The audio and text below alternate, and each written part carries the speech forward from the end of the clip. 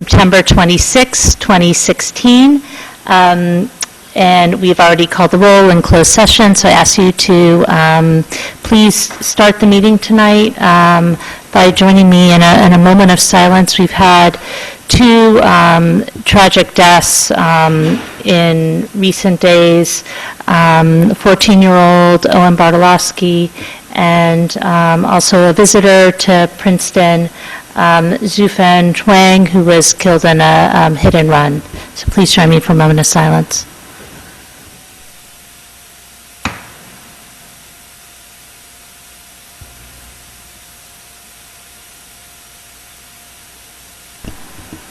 And now please join me for the Pledge of Allegiance. Allegiance to the flag of the United States of America, and to the republic for which it stands, one nation, under God, indivisible, with liberty and justice for all.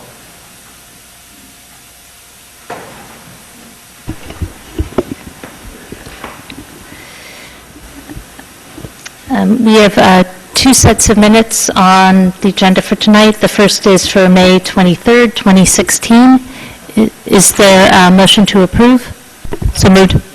Moved by Ms. Howard. Is there a second? There was one correction. Linda, did anyone get to, I think it's around Resolution 138. Because I was absent, you've got the resolution. It's more typo than anything. The resolution is listed up in the absent box. Just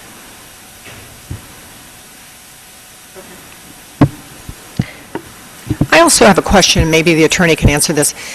Is it typical when someone recuses themselves to list for the minutes why they recuse themselves or not? No? I've seen it There's done not both ways. Both ways? Okay. Second. The minutes have been moved by Ms. Howard, seconded by Mr. Liverman. All in favor? Aye. Aye. Okay. Abstain. Ms. Butler abstained. And then we have the minutes for the closed session for September 19th, 2016. Is there a motion to approve? So moved. Moved by Mr. Liverman. Is there a second? Second. Seconded by Mr. Miller. And for this meeting, Ms. Butler and Ms. Howard and myself were absent. So all in favor of the minutes? Aye. Any opposed? Okay, those pass too. And we have a proclamation this evening for that we do every year for October 5th, 2016 is International Walk and Bike to School Day and Princeton Crossing Guard Recognition Day. And we're combining that this year with an award that we're going to give out in recognition to all of our crossing guards. And thank you all for coming here tonight and giving us the opportunity to thank you for the service to the community and for keeping our kids safe. You help us as parents. I think one of the scariest thing you do as a parent is the first time you let your kid walk to school alone, and knowing that the crossing guard that they've come to know as a trusted adult is there to keep them safe just gives everybody peace of mind. So thank you for that. I know on beautiful days it's probably a really enjoyable job, and on freezing cold days not so much, but we thank you for being out there every day. And I also wanted to thank some of our employees for stepping up to do the duty too. Excuse me, I think that means that the people at home can't see, and just in case their loved ones are watching, I wonder if we could make that go away? Because it's just something that I learned, that if that's on the screen, it means that's what is seen on the TV. The blank blue? Oh, it's just a blank screen? Okay, sorry. Okay. Just checking. Okay. I have a bunch of certificates. If council wants to come down with me as we give these out, that would be terrific.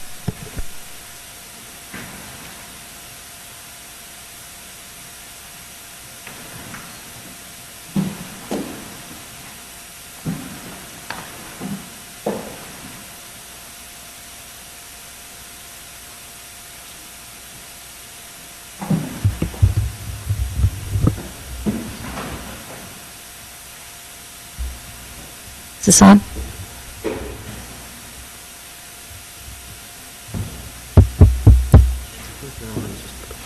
Hello? Oh, it is, great. Sure, and I just wanted to get this for their numbers. Oh, I didn't sign, they're not signed, oh, that's good. Nate Barson, who's our animal control officer. Is Nate here? We'll give it to him later. And Nate has been a crossing guard for 2 years. And Randy Carter. Yeah, come on up.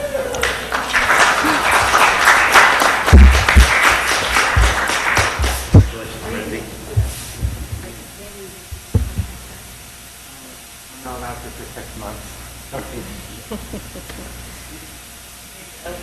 Thank you very much. There.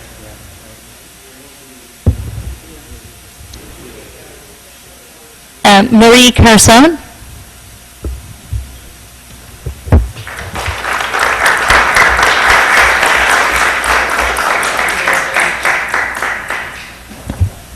And Marie's been a crossing guard for 1 year.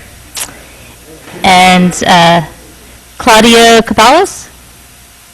Claudia here? Russell Clayton?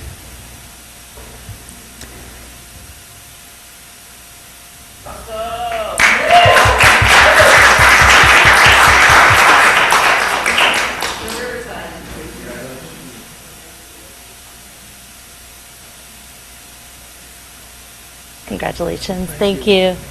And Russell's been a crossing guard for 21 years. And almost more amazing than that is in those 21 years, he's missed fewer than 5 days, which is truly amazing, so thank you. Ernest Standra? Gregory Dowling?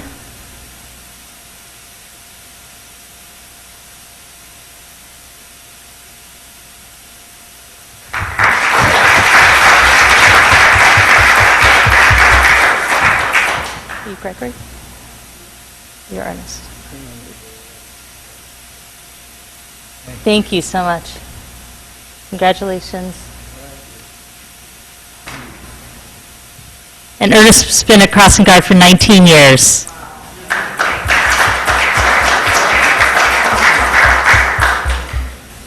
And Gregory Dowling? Is Gregory here?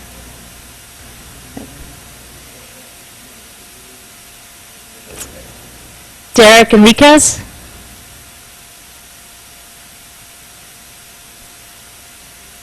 Greg Glasson? Scott Goldsmith?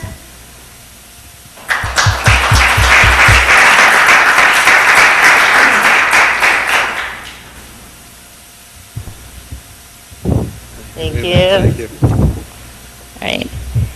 Goldie keeps me in line too sometimes when I'm not doing what I'm supposed to be doing. Gary Harris?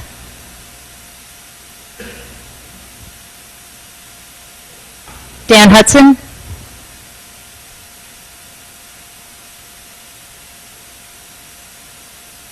Valentin Kazalou?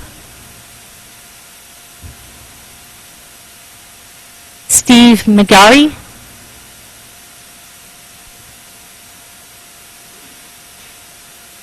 Patricia Marr?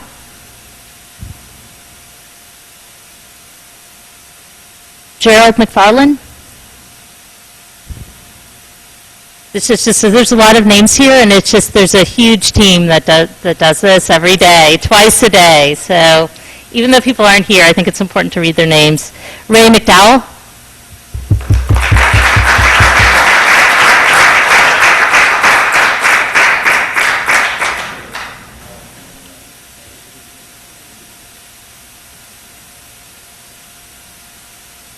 Yeah, congratulations, thank you. And Ray's one of the staff from the rec department, so thank you for stepping up to do this.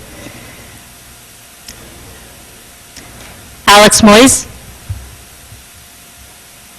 Alex is from our finance department. Mario Petraccia. Brian Petrone. Anthony Perone. Tito Santoro.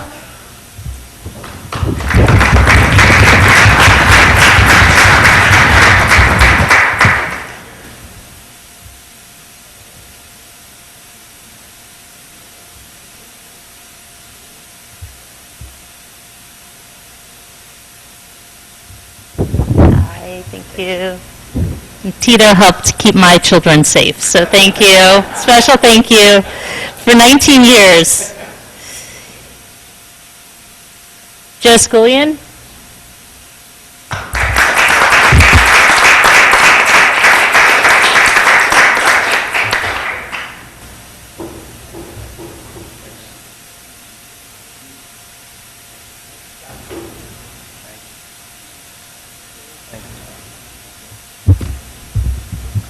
And Joe's another member of the rec department staff.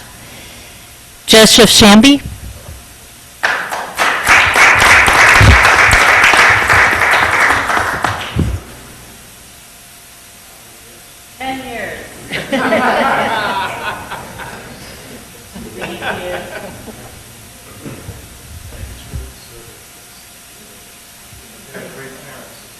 Yeah. Fern Sproul, is Fern here? Fern's been a crossing guard for 10 years. Constantino Andy Tomasi.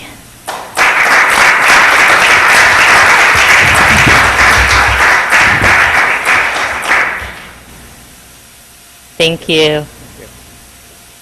He's been a crossing guard for 45 years.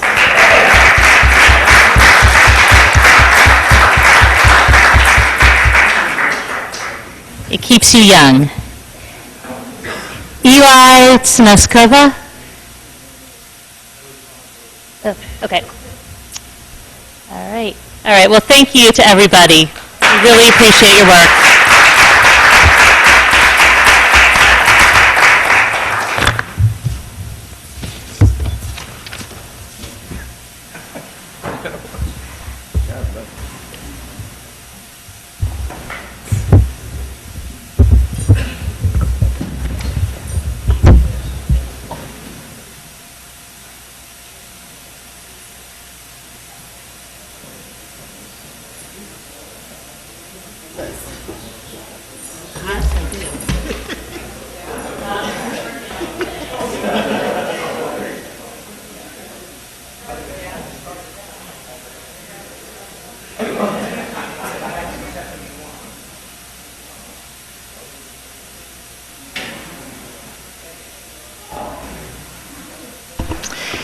Okay, now we come to the part of the meeting for public comment for items that are not already on the agenda.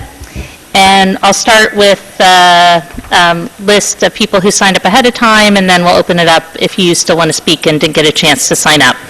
So first is Yana Moore. And I just want to remind you to try to keep to the 3-minute time, and there's an iPad down there that has a timer on it that will indicate when the 3 minutes are up. Okay. Hopefully this will fit. Yana Moore, 19 Green Street. Our former Assemblyman Reed Gashora has proposed a bill to the state legislature designed to prevent individual property taxpayers from challenging the assessments of other property owners, mainly the large nonprofit or tax-exempt institutions. This is a travesty for individual property owners who essentially subsidize the underpayment of property taxes by these entities. I can't tell you how many times I hear, as do you, I'm sure, the lament of residents over rising costs of services, perceived unequal resource allocation, and how the environmental impacts of an ever-growing population impacts the quality of life of the entire community. If this bill is allowed to go through without your significant and forceful opposition, the individual property owner, while appreciating the residual benefits of some of these institutions, will be left to suffer a persistent unfair financial burden and forced to plead its case to elected officials to file property tax assessment challenges. Princeton property owners are concerned that this bill, with its main proponent being Princeton University, will severely diminish our rights. The Witherspoon-Jackson neighborhood met this weekend, and attendees expressed dismay, particularly after suffering from a revaluation process that unfairly assessed its properties with higher land values than the comparable Princeton University properties, in particular Stanworth. As mayor, I chaired the consortium of impacted New Jersey towns and led our own local effort that successfully thwarted the proposed legislation A 2586 in the Assembly and Legislature. That bill proposed granting the same class of institutions, nonprofit educational institutions, exemptions from zoning. This is no time to let our guard down.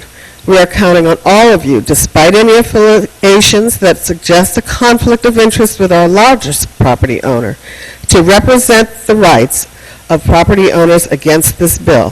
Thank you for your consideration. Thank you. I'd actually spoken to Ms. Krummeller about this when there was an article that ran in the paper about it, it was after our agenda meeting for this meeting, but to put together a resolution for the next meeting.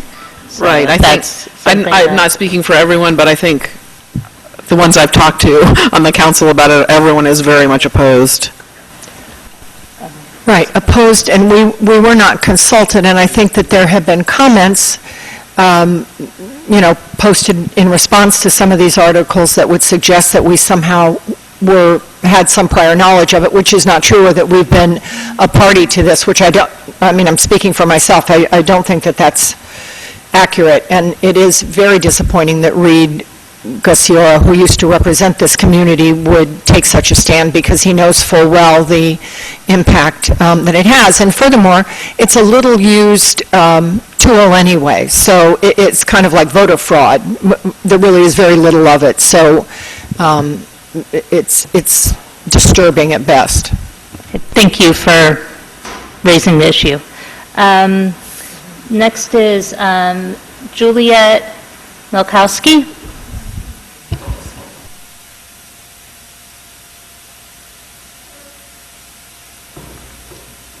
You might want to raise the mic just so it's closer to your face, or you can pull it off too if that's easier. Okay. All right. So hello, my name is Juliet, and I'm from Princeton High School, and I'm the leader of a community service group in Ridgeview Woods. Oh, okay. Can you hear me now? Yeah. Okay. All right. So my name is Juliet, and I am part of a community service group at Princeton High School, and I am a leader with it along with my friend Grayson. And we are here to take the stance that we believe that the homeowner association, which is the 40-acre forest next door to where we are doing our trails, that it should be made public for public. Excuse me, I can't hear you still. Okay. I didn't hear what you said. Where are you? Where is the You might homeowner? just want to start again and just make sure you sort of hear your voice loudly behind you. Okay. Can you hear me now? Yeah. Okay. So I'm a leader for a community service group along with my friend Grayson in Ridgeview Woods, and we are here to make the stance that we believe that the homeowners association should become public, have access to the public, so that we are able to make trails, and so that more people are able to view the area and learn about the ecology, geology, and the endangered species that are living in this environmentally sensitive area. Because I know that a lot of people in the school that I go to, they don't know how, the geology, why are there so many hills, what is in the environment that we are in today. Because I know that in the Ridgeview area is a very special area, because there are a lot of rock formations that formed when the continents of Africa and North America collided. So you can see just how history affected this area. And there's a lot of endangered species, such as the wood turtle, the red-shouldered hawk, that more people would be able to see and learn about. as well as many native species, and we can learn their uses, such as the spice bush, which grows in the Ridgeview Woods area, and it's also used as a tea that Native Americans used. And we want to make this area more public so that more people can learn about the important ecology and geology of the area. So yeah, and we would be more than and my community service group would be more than happy to help maintain these trails if it was open to the public. Great. Thank you very much. All right, thank you. Sorry for the not here. That's okay. You're not the first one, or the last, I'm sure. Is someone going to follow up, or has anyone on this council talking to her? Because I'd like to know more what she's asking. But it sounds like it's privately owned right now. Yes, the Princeton Ridge Homeowners Association has requested that the town, they'd like to make the open space public. One of the concerns they have is the liability issue. They initially requested that we provide liability insurance to allow public access. I've been in discussions with the attorney. There may be a state statute that may allow for decreased liability, so we're going to work that out before we look to seeing if we're going to actually have to assist them with the liability. So there's a state... So a state statute called the Landowner Liability Act that's geared towards this type of situation. So I am in discussions with the Homeowner Association. Patricia Shanley is next. Hello, I'm with the Princeton Ridge Coalition, and I'm a forest ecologist, both temperate and tropical, and we moved here because of the green space. And we You need to get closer to the mic, too. Me too.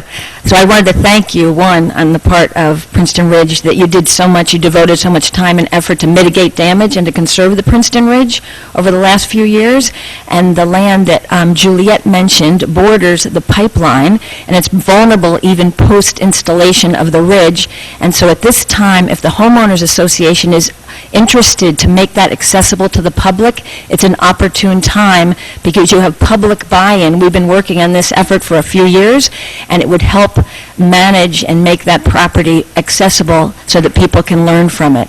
And why it's also timely is that the Blumenthal's donated their 10 acres, which is contiguous with that forest through our 5 forested acres, which we have agreed with New Jersey Conservation Foundation to make a right-of-way through. So that's a 55-acre island of forest, and that adds to the conservation potential. I think there are many benefits. One, it builds on historic conservation efforts of Friends of Princeton Open Space, Friends of Princeton Ridge, and the town itself to protect the ridge. Secondly, it expands that tract to make a larger tract, which is needed for wildlife and the endangered species that Juliet mentioned.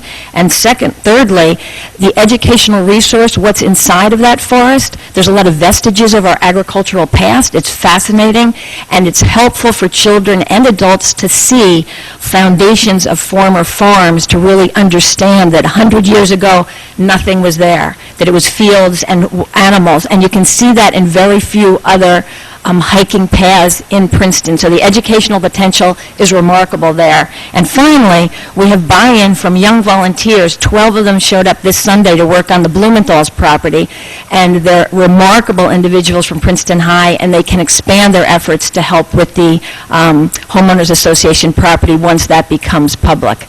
So we hope that effort is done in a timely fashion so that the labor and enthusiasm of these young people is captured, and the old trails that were left aside for 30 years can be rejuvenated.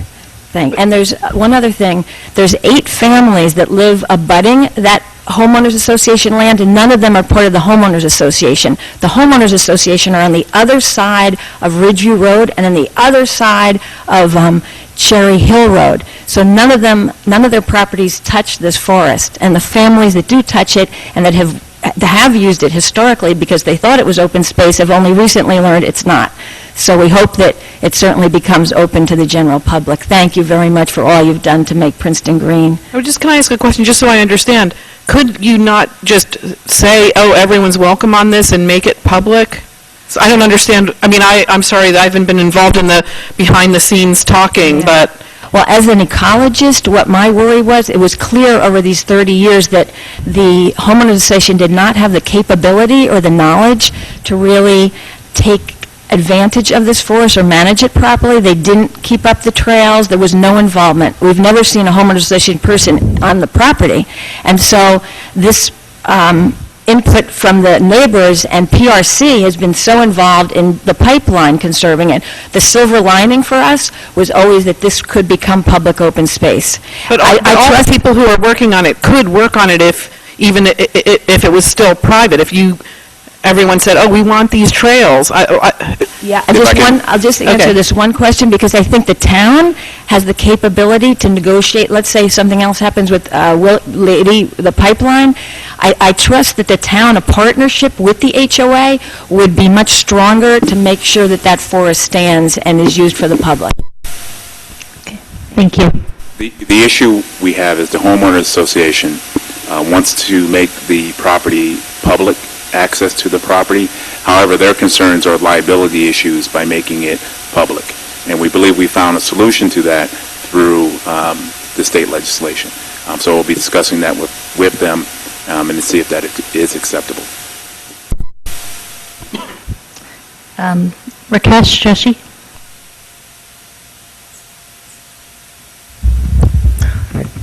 Rakesh Joshi, 24 White Oak Drive. I came to speak in support of everything that's been said by Trish in support of making those homeowner lands public. But first, I came to thank council for all their help with the battle for the pipeline, which is more or less over. And I guess, from what I've heard right in these few minutes, I think there's a way to resolve the liability issue and provide public access to those forests. And that opens up a great educational resource for our children. Thank you so much. Thank you.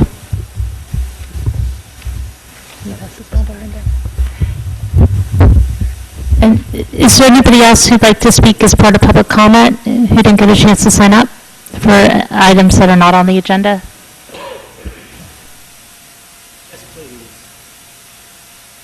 Hi. This again. My name is Raymond Duvall. I'm at 422 Snowden Lane. I was not able to attend the last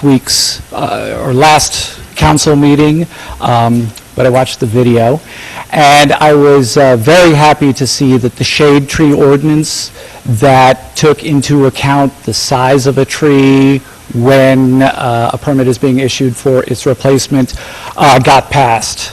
I think I got from watching that there are a few things that still need to be hammered out and tweaked here and there. If they can be done so in a manner which is less onerous to the homeowner and more onerous, ideally, to the developer, that would be wonderful. But as it stands now, it's a great thing, and I'm very happy about it. I wanted to bring up, because the first person who spoke, bear with me, Mr. Madison cited by name Blue Crest Fine Homes LTD, which were the developers of the lot at 438 Snowden Lane, which is directly to the north of me, in which 140 trees were on a 2-acre lot, 72 were removed with 0 replanting plan. I couldn't agree with him more. This was unnecessary, unsightly, and ugly. But I did want to bring up 2 quick factors. The permit for this was issued not by our present arborist, but by the last one, and obviously it was brought up before these new ordinances, not just this one, but the one before, which had a 1-to-1 tree replacement ratio. And he also stated that there have been no plantings to date on the site, and I just wanted to put it on the record that, in fact, there have been, thanks to persistent, pleasant prodding from the current arborist, Lorraine Konopka, as well as the land use engineer, Jack West. I credit them for holding the developers' feet to the fire. They did get 48 trees and 15 deciduous shrubs. I believe they're larger shrubs that take up a lot of water and in time will take up a lot of space. Obviously, none of these trees are, bound for Rockefeller Center, but based on what the developer was obligated to put in, which was nothing, this was an infinite improvement. So I just wanted to, say that their job, as I see it, is to make the life of residents better, and in helping me with that as a homeowner, they have done that, so I just wanted that on the record. Thank you so much for that. Is there anybody else who'd like to speak on an item that's already on the agenda? Okay, seeing none, I will close public comment and move on to announcements. Ms. Howard, any announcements? None. Ms. Miller? Mr. Miller? No. Mr. Liverman? Ms. Butler, any announcements? Well, I was just going to ask, the Senior Resource Center is having their benefit on Friday night, and I don't know whether tickets are available or not. I tried to respond to an email today. Does anyone know? Anyway, they should look I on the think they might have website, the Capitol I don't want to Steps. say they're sold out, but You do? I'm That would not be sure. good. Anyway. So Okay. it would be hard to believe that they would be. It's going to be at Richardson. yeah. So, anyway, check out the Senior Resource Center. It's But Capitol it's going to be Steps. really funny because Yeah. it's Very entertaining. it's called Capitol Steps, and it's about the political situation, and it's always really funny, but this year it's going to be even more funny. No, we're continuing to meet on Mary Moss Park. Our first subcommittee on gender issues is meeting this Wednesday, and that's it. Okay, Mr. Simon. All right, I had a few reports. First is this Friday from 8:30 to 10 a.m. I'll be holding Meet the Mayor open office hours at the public library lobby, so please come. Also, pleased to announce that Access Princeton was given an award by C-Click Fix. So this is of all the towns that they have. Princeton was given the Transparency Award for the amount of information that goes through Access Princeton to the public, so I wanted to congratulate them on that. We're going to be having a meeting tomorrow night at 7:30 p.m. This is the Neighborhood Character and Zoning Initiative. That's going to be 7:30 here in this room. It's the kickoff meeting. It'll be a chance to hear from the consultants about the research that they've done so far, both in terms of the trends that they've seen here in terms of the number of teardowns and the number of large additions, and also looking at other communities facing similar issues, what's been tried, what's worked, and what hasn't, and what some options might be for Princeton. So we're encouraging everybody to come to that. And 7 or 7:30? Do you know? What time did you say it was? I said it was at 7:30. Okay. This is 7:30. Okay, thank you. And then finally, tonight is Linda McDermott's last council meeting. And Linda's been a fixture here for 28 years, and she's not going to leave us quite yet, but this will be her last meeting, and I'm sure we're going to miss her more than she's going to miss us when it's late at night. But I just want to thank you for all the years you've given to the township and to the consolidated municipality, and we really appreciate everything that you've done.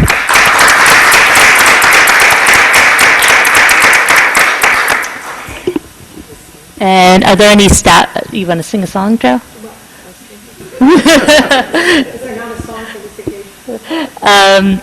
Are there any staff announcements? Just a couple of announcements. Tomorrow morning at the Princeton Merchants Association meeting, Lee Solo, our planning director, and I will be presenting on various transportation and planning initiatives that our transit advisory group, engineering and planning, have been working on. So if people are available and would like to come, it's 8:30 at the Nassau Inn tomorrow morning. And then on Thursday at 12:30, Greater Mercer TMA will be launching their Street Smart Princeton campaign at the Farmers Market. Great, thank you. Any other staff announcements? Nope, okay. Then we will move on to reports, and first up is Chief Sutter with the June and July police reports.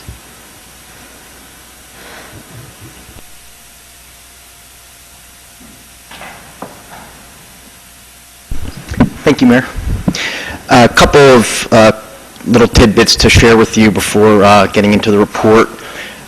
Some of you may have seen our officers have now begun tending Cornerstone Community Kitchen. I don't know if you're all familiar with that. At the United Methodist Church, once a week, volunteers from the community get together and share meals, serve meals between 5 and 6:30, and it's open to, it's in unity with Trenton Soup Kitchen. So our officers are there now, attending and serving and interacting with people that are there. It's been a positive thing so far, so we're going to try to make a commitment to be there once a week when we can. I wanted to announce that in reviewing some of our statistics, between July 1st of this year and today's date, our officers have engaged in 110 individual community policing initiatives. You might remember the last time I was here, we talked about our focus about, pursuing that positive, proactive footprint in the community. To give you an idea, during that same period last year, there were approximately 20. Some of that is we're doing a much better job at recording the information now and getting officers when they do things that are very routine to them in the community. They do different things that they normally wouldn't track. They're now tracking them, but I also think a huge part of it is, our commitment to this positive, proactive interaction in the community. On that same type of thing, since the beginning of the school year, we've conducted 52 independent school initiatives. You might remember that's where our officers are at the schools throughout the community during drop-off in the morning and pick up in the afternoon, where they're interacting with the students, faculty, and parents. So, illustrates a huge commitment that you can see that we're speaking a lot about it, but we're also doing it.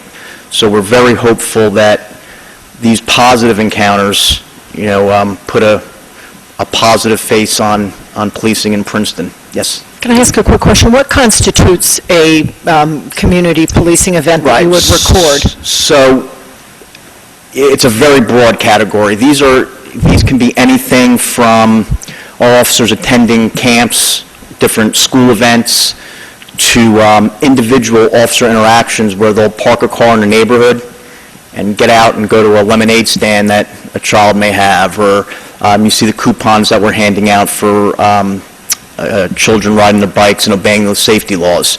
So all these different things that we were doing but weren't really capturing, and now we're highlighting it for ourselves and for the public, but we're also really pushing that type of proactive enforcement. So it's a broad scope, but it's those type of positive, sometimes impromptu encounters that some of them are planned and some of them aren't.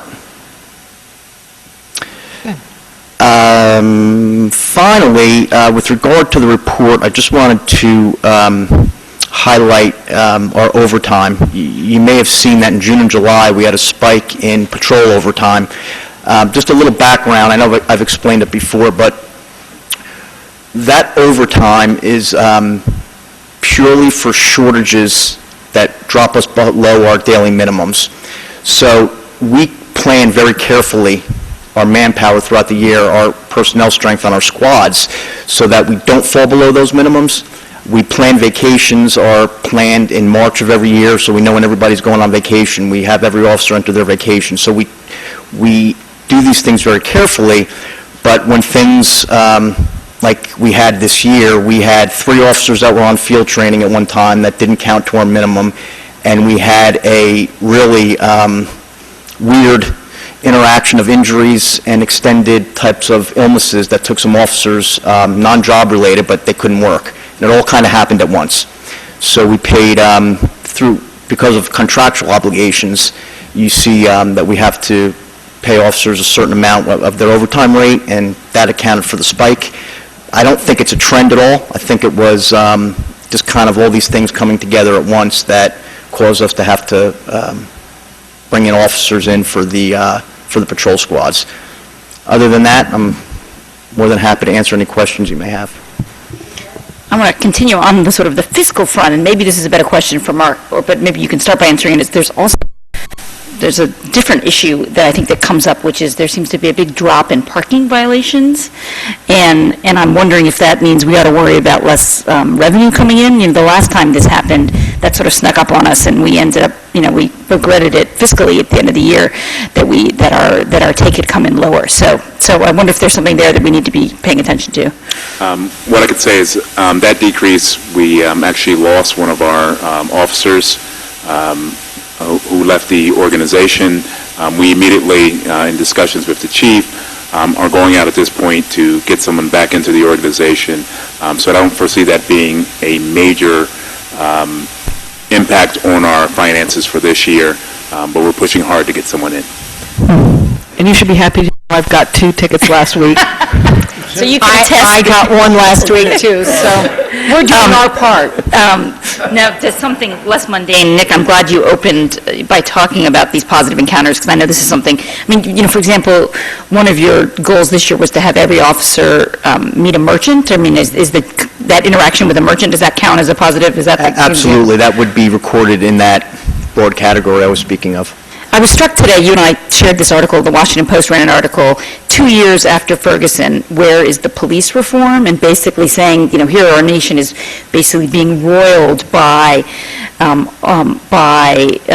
conflicts between law enforcement and the communities they serve, all this violence that we all decry, yet sadly it has not led to the reform that we might have hoped it would. I mean, you know, when the president obviously did his 21st Century Policing Initiative, there have been all these recommendations, and so I think we're seeing that, obviously, and there's, you know, the article highlights all these ways in which communities have been slow to respond, including delays in training, not, you know, lack of transparency. We're, you know, reminded, obviously, with Charlotte, with the delay in releasing the report. And I think as we reflect on our own actions, we can feel like at least here we're keeping up the drumbeat. When we had an incident earlier this year, you moved to release the tape. Every month we find new ways to torture you and require you to release more data, and you always respond favorably. So at least, you know, it feels like we're keeping up that push in a way that we're trying not to lose momentum. But I wonder if you wanted to comment. Obviously, it's still hard every day to see in the paper that in so many communities there is not that trust and communities are not being served. And if you have any lessons for how we can continue to strive to do better. So really I have, I guess, 2 things to comment on with regard to that. The first thing is I refer back to our annual report that I issued this year for 2015, and the one thing that I was so happy about and proud of our department for is that we were doing probably over 90%, maybe more, of the things that the President's task force outlined already.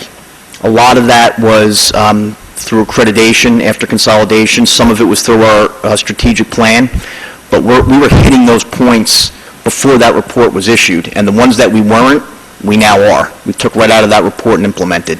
So Princeton, I think, is well ahead of that curve with regard to reform happening nationally. I also believe very, very strongly that the time to be transparent and open is not after you have a tragedy. It's too late at that point. Being proactive in transparency and engaging the public happens when there's no tension going on. I think it's too late at that point. Trust needs to be built when through positive, proactive interactions. The problem with policing is, by our nature, we end up in situations that become controversial that we don't want to be in, probably most of the time. And they become, as you see, nationally covered very quickly. And if you're a department that has not established trust in the community and you have not been proactive, at that point it's over. And that's how we approach it here. And I hope that we're gaining the trust of the public in that respect, that we're taking everything within our power to be transparent, proactive, put out information, engage. We take criticism and we try to fix when we're wrong, and we're open when we're wrong, because we get things wrong. We're human beings like everyone else, but we strive to fix it, and I think by doing that, based on, some of the things that you read, we're ahead of that curve. Yeah, Ms. Carmel? This is a completely different subject, and it's not as maybe positive, but the speeding, I also noticed that the speeding tickets are down for those months, and I just wanted to mention that, I'm on the Complete Streets Committee, so I don't know if I hear more from residents than other people do. I probably do, but everyone is concerned about speeding, and I'm getting a lot of pressure. Why aren't you doing something more about speeding? And I'm wondering, could we drastically increase speeding enforcement somehow? Because I don't feel like this is a town that there's a lot. I don't know how it compares with other speeding tickets per resident. I'd be curious, but it doesn't seem like it's a town that's known for its strict speeding enforcement. And I will always bring up Pennington, because in Pennington, people kind of know you can't speed there. And of course, it's much smaller, but I wish Princeton would be a town like that. And I just wondered if other people are hearing that from residents, and if there's anything we could do to I increase definitely it. do, Jenny. I definitely hear that, but I think that there's a tension there, because as we've learned this year, every time you have law enforcement engagement with somebody in a traffic context, there's potential for issues. We've learned that everyone hates getting pulled over and they get angry. I understand but that. I also mean, we've seen, for example, that we have no flexibility when a plate is run and somebody has an outstanding warrant. We've seen what happens, right? So when you increase that kind of interaction, you end up having those further interactions, and you may be compounding some of the biases in the system that already exist, right? If for people who have outstanding warrants for unpaid parking tickets, we've talked about that tension that you start down a cycle. So I think we have to acknowledge that you could be exacerbating that problem. But at the same time, I remember last month I heard that the police often just run license plate checks randomly.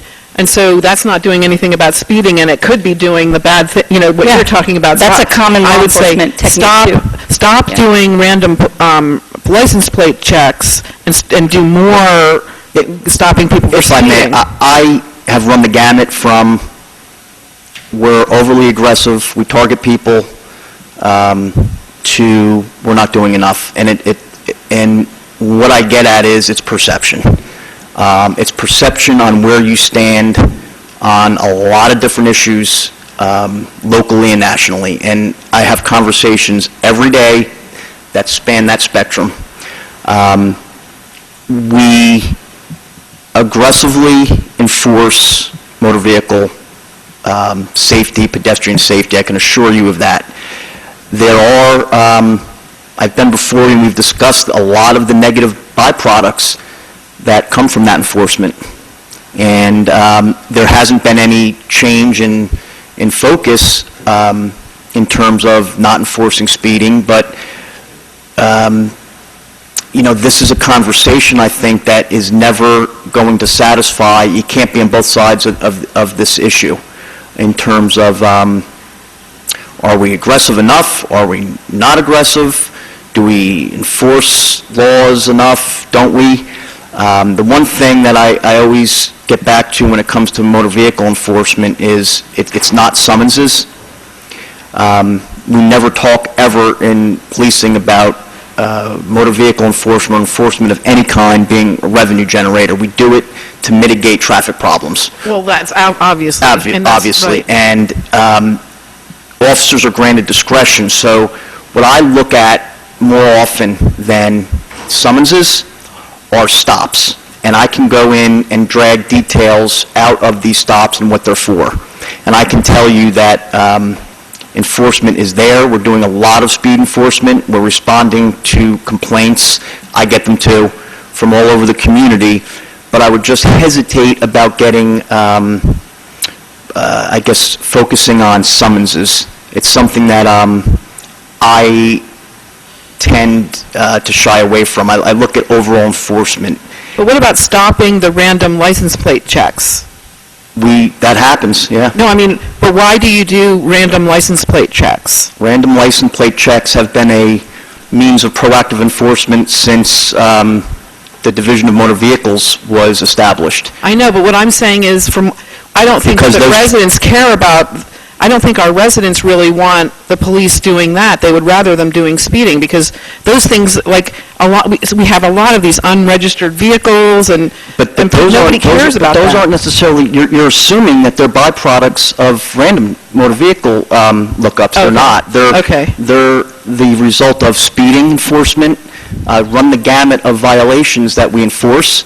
When you stop a car, you then determine that the person may have been speeding and his or her license is suspended and their car is unregistered, or their inspection sticker is bad, or they weren't wearing their seatbelt. All these things have byproducts. But what about the random license plate checks? What about them? Like, why do you do those? Because they're a proven best practice and proactive means of both motor vehicle enforcement and criminal apprehension.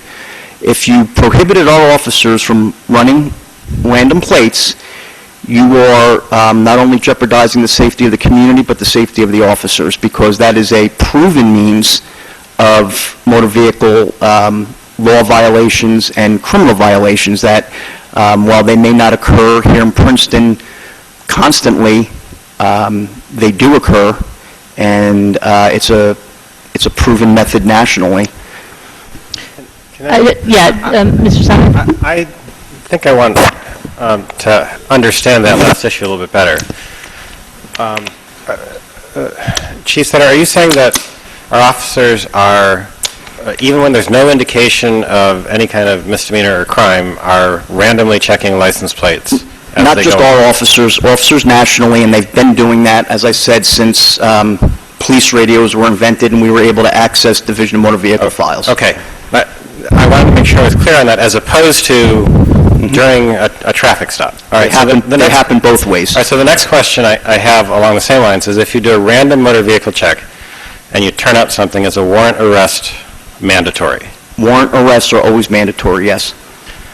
Then actually I do understand Councilwoman Krummeler's point, because one of the things that we are wrestling with nationally, at the state level and locally, is the bias built into the court system, and it comes down all the way through to warrant arrests, and we see it in the report. But you're assuming that they come from just motor vehicle inquiries, which is not true.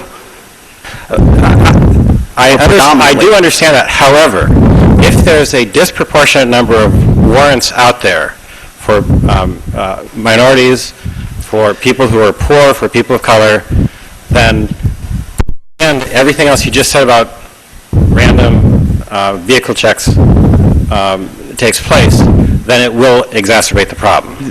Well, this is the problem with motor vehicle enforcement in general. There's two things going on here. The first thing is we're making assumptions that the overwhelming, or the random lookups are resulting in all these warrant arrests, or a majority of them, which is not true. There's another issue here. When you conduct more motor vehicle enforcement, these things that you're discussing are a byproduct, and that's a fact. Sure. So we cannot have it both ways. I understand that. However, could have that all of the actions at least have a purpose locally as well. The thing I'm concerned about is council members actually get the report twice a week, and the number of warrant arrests, it's hard to see how most of those are having any impact, a positive impact on the safety of the residents of Princeton. I can't say that there aren't exceptions. There probably are. I agree. But I understand Councilwoman Krummeler's point, given if we're going to be taking action, we should at least have that action have a clear purpose for safety and general general best practice, given the bias that flows mathematically behind it. Let me give you another example, though, real quick. So you're familiar with silver alerts or amber alerts? Many times, I'd say, well, many times, several times, in my career alone, we've uncovered silver alerts through random MDT inquiries. Cars driving down 206, person is suffering from an issue, officer puts the plate in, comes back a silver alert. We've had, again, you're right in what you're saying about warrant arrests, routine motor vehicle warrant arrests, but we're assuming that there's no legitimate purpose, or that's where this discussion is going, that there's no legitimate purpose for these inquiries. And, you know, I vehemently disagree. I do agree that there's these byproducts that you're talking about, but I don't think it's that clear cut that there's no value or that they're in some way by nature improper, or that there's no positive byproduct to Princeton. I think, Chief, I just want to say thank you guys for doing a great job. And, you know, you're caught up in the same, a lot of regulations that many police departments are caught up in. But I think that what we were going to do, and if I'm not mistaken, was to almost petition the state to try to change the way that the warrants scenario has been playing out.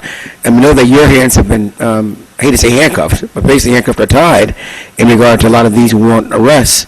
So to Councilwoman Quinmiller and Councilman Simon, I agree with them, but I think that what's happening isn't so much on the Princeton Police Department, it's on what's offering throughout the state. So I think that, personally, that it should be a crime to arrest someone for $100 or $60 or $30 or $40 or $50. But I think that we need to really concentrate on trying to have that stop throughout the entire state and not just Princeton. So I agree with you totally. And I'm not saying, I hear you loud and clear, and I know that it's a standard practice that's always been done, so I'm just trying to understand the rationale. That's one of the reasons I'm kind of pushing, because my own, I mean, to me, it seems like it's fishing for crimes that we don't really care about. I mean, it seems like for the Princeton people who are worried about speeding, and they're not worried about the things that you end up catching by doing the random checks, but I'm trying to just understand it. Just going back to speeding, I think one initiative you did that I received a lot of positive feedback about was when you announced you were going to be on some street and to do the speeding enforcement there and to put the message out, exactly what you're saying, like we're not out enforcing speeding to hand out as many tickets as we can and make money from it. It's like we're out there enforcing speeding to make people go slower and to make our roads safer. And I don't know how many of those you have planned for the rest of the season, but those were really, I felt like, well-received by the community, and I think helped to spread the message that you have. So, and it was a really good idea, whoever thought of it. Yeah, okay, all right, thank you. Ms. Butler. Thank you. The detective overtime also in July seemed to be quite high. Is that the same, does that go along with the patrol explanation? Those are, I'm sorry to interrupt you, no ma'am, those are all call-ins for detectives almost, or being held over when there's a case that they have to investigate. So we have mandatory call-ins when certain crimes are committed that need to be investigated. So that overtime is directly related to them being called in or held over past their shift to investigate something specifically that's more of a unexpected nature. It's nothing that's planned. They get called in or held over because something has occurred. So that would correlate with perhaps more crime, something? Or even, I have to tell you, even sometimes one incident that requires it has some exigency to it, and it requires maybe more than one detective to process. That can run up fairly quickly. So if you have 2 detectives come in to process a scene, or 3, even one incident could kind of make that noticeable. Okay. I see that we have a motorcycle Yes. added to our fleet. Can you tell a little bit about how you intend to use that? That's a traffic enforcement tool. We have one motorcycle that's 12 years old, and we've replaced it through through no funds to the taxpayers, it's through the county program that we thought was an apropos use of those funds to use a motorcycle for specifically speeding enforcement, especially it's used for, and pedestrian enforcement. It's equipped with radar, and we equipped it with a mobile camera, so everything's recorded. And it's a great community policing tool that's really a hit with a lot of the visitors and residents alike. But primarily, it's a tool that we use for speeding, pedestrian enforcement, and different details like that. A couple of things, I'll go very quickly. I see K-9 Harris is getting quite the workout. When the unit is up someplace like Baltusrol, do we get compensated for that from, or does K-9 Harris get to play around? It depends what the event is. Sometimes, yes. For an event like We Belong, all the way we got the K-9 was through Detect and Render Safe. So through that, we join the state program so that we share resources. So when we have things like, you may notice, Community Day, We had people come we in. have people come here. And is that workout to be about fair, or? For something like the marathon, some of the events at the university that affect us as well, Community Day, it's really huge because we wouldn't otherwise have the capability to get those assets here so quickly. We can make a call and have as many as we want here very quickly in an emergency or in a pre-planned event. When it was really seen instrumentally was during some of the events we had last year at the schools, when we were responding repeatedly. We had canines from all over here very, very quickly and allowed us to clear quickly. So it's really been a blessing to us, that whole program. I have one quick thing and then something more substantial to say. In the Juvie report in July, it said the child was taken from parents or something because of discipline. It seemed a weird choice of words to me to say that child was disciplined when it appeared to have been suspected abuse. We're very careful due to privacy laws with the way that we report juvenile issues. I really vet that extremely sensitively and carefully. So some of the words that were used may not have been as descriptive, but when it comes to juveniles, we have to be very, very, or family situations, as to the information. We want to put it out and let the community know what's going on, but we also, there's strict laws that prevent us from maybe being more descriptive. Okay.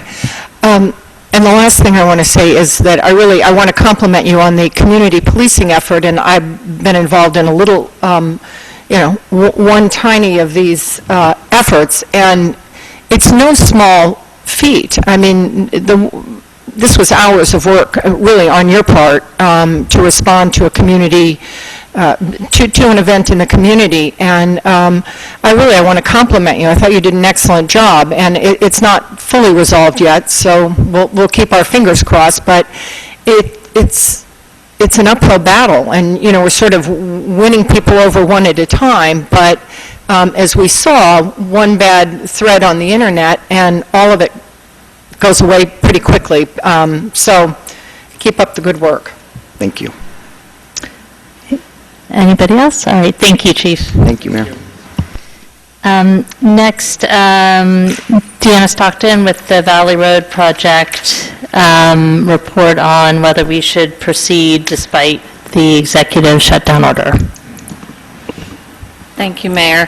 I had the opportunity to speak with Mike Rousseau at the Division of Local Government Services at NJDOT last week about this issue, and he referred us back to our grant agreement between Princeton and DOT for Valley Road, and I consulted with our municipal attorney, and we've determined that if we decided to proceed with the project in light of the Executive Order 210, we could be entering into a violation of the order, which could make us susceptible for termination of the grant.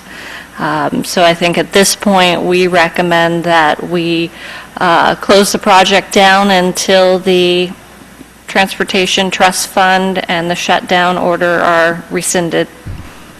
Ms. Hahn? Well, just thank you for that report, and just one additional fact to report. I saw Assemblywoman Liz Moyo today, who has legislation in the Assembly that would hold municipalities harmless for both cost overruns and any penalties they might face, right? And she said that she expects that to pass the Assembly on Thursday, but there's no Senate bill yet. So just the fact that there's a bill pending to protect municipalities gave me concern, obviously, that we needed that kind of protection, and it's great that she's doing it, and I was going to recommend perhaps that we... It's on the agenda under resolutions. Oh, I haven't seen, okay, that we endorse it, but the fact that there's not even a Senate bill introduced does not bode very well for it. So, I mean, it just sort of confirms what you said, and a concern that it's just all tied up in, she said, all of the traditional Trenton craziness. So, with sadness, I would accept your recommendation, I think. Right. And then my understanding, too, is there are going to be issues then because the top layer of the road hasn't been put on, that there's a great disparity that will need to be fixed to deal with the stormwater? Or No, we have checked it, and all of the grates are at existing grade levels. They have not been adjusted at this point, so we're in good shape to capture drainage. Okay. It's good for keeping down speeding. Yes, it Can't go very is. fast anymore in Valley Road. It's a built-in traffic calming at this point. I noticed that in some counties, the freeholders have stepped up and have provided funds to municipalities to complete projects that have been stopped as a result of the state action. And in our county, the freeholders, I believe, are threatening to sue the state. Have we approached the freeholders from the standpoint of helping us out from a funding standpoint? We have not reached out to Mercer County freeholders, no. I wonder if that might not be something we'd want to do. It can't hurt to ask. Exactly. Can't hurt to ask. We'll follow up. Yeah. I just had one question. If I recall correctly, we've received 3/4 of that grant already. So what happened to those funds? I thought the previous advice you'd given us was that we could spend those funds. I had advised, go ahead. I don't think I advised that you could spend those funds. I had advised engineering that they could proceed with that portion of the project that wasn't being funded through the Transportation Trust Fund, which is what you've done. You've completed up to the point of where now the Transportation Trust Fund monies would kick in. In reading the governor's executive order, it's really clear. There can be no work done that involves those monies.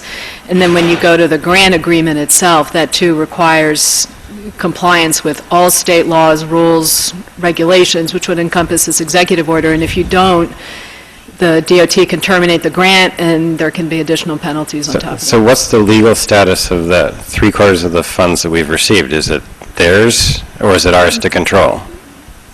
I think they just said, they've been committed to us, but we can't spend them. We can't use that money. I don't know if the DOT is going to try to recapture it. I have no idea, but we cannot spend the money. Okay, the previous language had been we had received it, at which point it would seem that the control is transferred to us, but you're saying that's not the case. Whatever else is true, control has not transferred to us. I don't know whether it's control or not. I just know there's an executive order in place that says you can't spend that money. Can you not pay people who have done work? not using that money. I mean, if the work is, are we in No, that but situation at all, we- Deanna, where people have done work and we owe them for work that we expected to pay out of that No, grant? the shutdown order was just saying you're not allowed to do any work past a certain date, whenever it was, back in July, and that... And on this project, your engineering department was very careful. The work that you have done was work that was never to be funded through that grant anyway, is my understanding. You stopped short of the work that the grant was going to fund because of the executive order. So you're fine in terms of what's been done to date. You do point out a gray area, and when I mentioned that to the Division Director for Local Government Services, he said he would refer the question to the AG's office, but that it is typically a very long turnaround time to get an answer. And so it's almost certain that any answer, even if it were in our favor, would not help us this season in terms of getting the work done before winter. Correct. All right, thank you. Okay, thank you. The other related question to this is because the county has filed something with the court against the state for this, is that an action that, I don't know what would be the appropriate action on our end if we file an amicus with it, or if we join them, or express some sort of support for what the county is doing, and I wanted to see if there'd be support from council on that, and we can prepare something for the next meeting. I agree.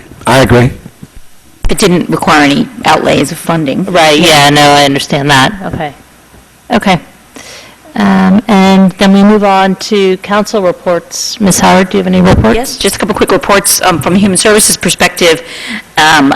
We just completed welcoming Princeton Week, and I want to thank everybody who worked so hard on many, many great events. It was a tremendous opportunity to highlight the contributions of immigrants to making Princeton the great place it is, and I think came at a really important time when the national debate is not where it should be on those issues. So I'm really proud that in Princeton we took the time to really highlight what it means to be a welcoming community and to highlight the contributions of immigrants. We also this weekend had a successful fundraiser for Send Hunger Packing, and I want to thank the mayor and council president attended as well, and many of our friends in the audience from Human Services Commission came. So that's an important program, and continue to raise funds to strengthen that program. And finally, from the Board of Health perspective, I wanted to let you know that last week the Board of Health had its second read and approved the e-cigarette licensing ordinance. So we're now going to have the ability to track who's selling e-cigarettes in town, which will help from an enforcement perspective and bring in a little bit of revenue that, I'm sure the Board of Health will be coming back to ask us to perhaps consider some anti-smoking initiatives, but they understand that funding is not dedicated to anything health-related. Thank you. Is the fund, are you talking about the fines that would be paid? Well, the licensing fees. Licensing fees, okay. Yeah, $1,200 per place. I really want to tell about our engineering department had a booth at the Princeton Community and Staff Day, and some of the people from the Public Transit Committee also volunteered there, but it was a really a nice booth that talked about the freebie and gave some publicity on that, and they had a coloring activity that the kids colored, and they're going to put it inside the freebie. It was a cute thing. And a lot of people, I was there for some of it, and a lot of people came by and asked about the freebie, and we gave out some schedules. So it was a good event. Mr. Miller? Ms. Butler? Mr. Salmon? I just had one report. The freeholders had their meeting here in Princeton earlier this week. Ms. Bates was there, Councilwoman Krummeller was there, and yeah, I guess it wasn't this week. It felt like the weekend, it was all one continuous thing. Thank you, last week. And, all right, and Councilman Simon was there too, and they recognized Jim Floyd and also High Tops for their contributions, and they also reported that work on Washington Road, where they're improving the crosswalk there, where the DNR canal towpath crosses, that work has finally commenced. So that's great news, and hopefully they're going to be able to finish that this fall, because we all know that's a very dangerous intersection that was long overdue for improvement. And their meetings go much more quickly than ours at sort of an alarming rate. Okay. Are there any staff reports? No? I had one more report then. Ms. Crummell and I attended, along with Ms. Stockton, the neighborhood meeting with the Bank Street neighbors, and this is a road construction project that I think the former borough started maybe 25 or 30 years ago. I mean, it's been in the planning stages for a very, very long time, and if you've driven down the road, you know that road is in desperate need of repair, but it's being complicated by the fact that the neighbors would really like to put the utilities underground, and it's expensive to do that, and engineering's worked for about a year and a half to bring the cost down, but it's still higher than anybody would like to pay.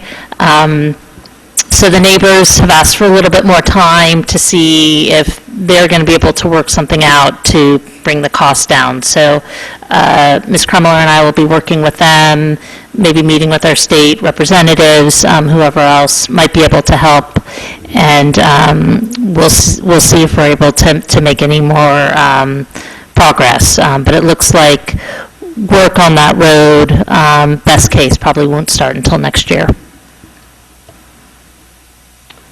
And, all right, now we can move on to our work session with Possumus Incorporated, Parking Experiment Program Proposal.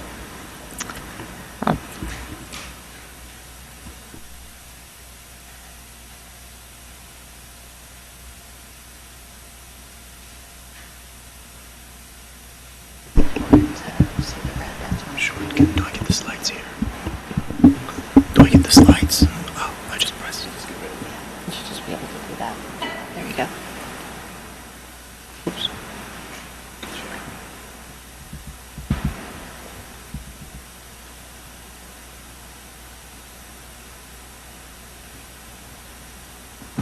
Oh, that's perfect.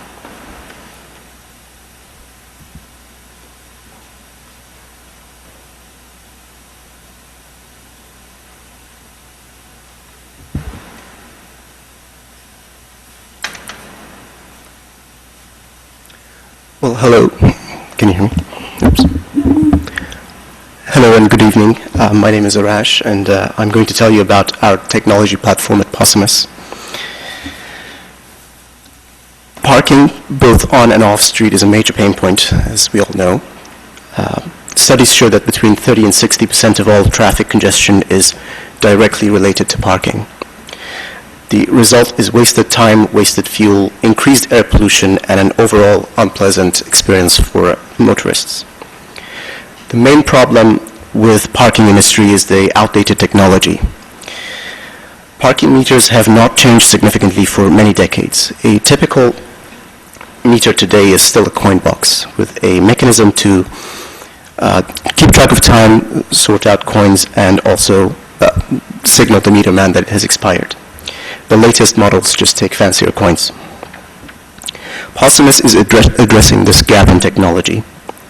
Imagine arriving at your destination and being routed to an available spot automatically and seamlessly. Imagine being charged for exactly the amount of time that you were parked at the spot and never having to worry about having enough coins with you at the time.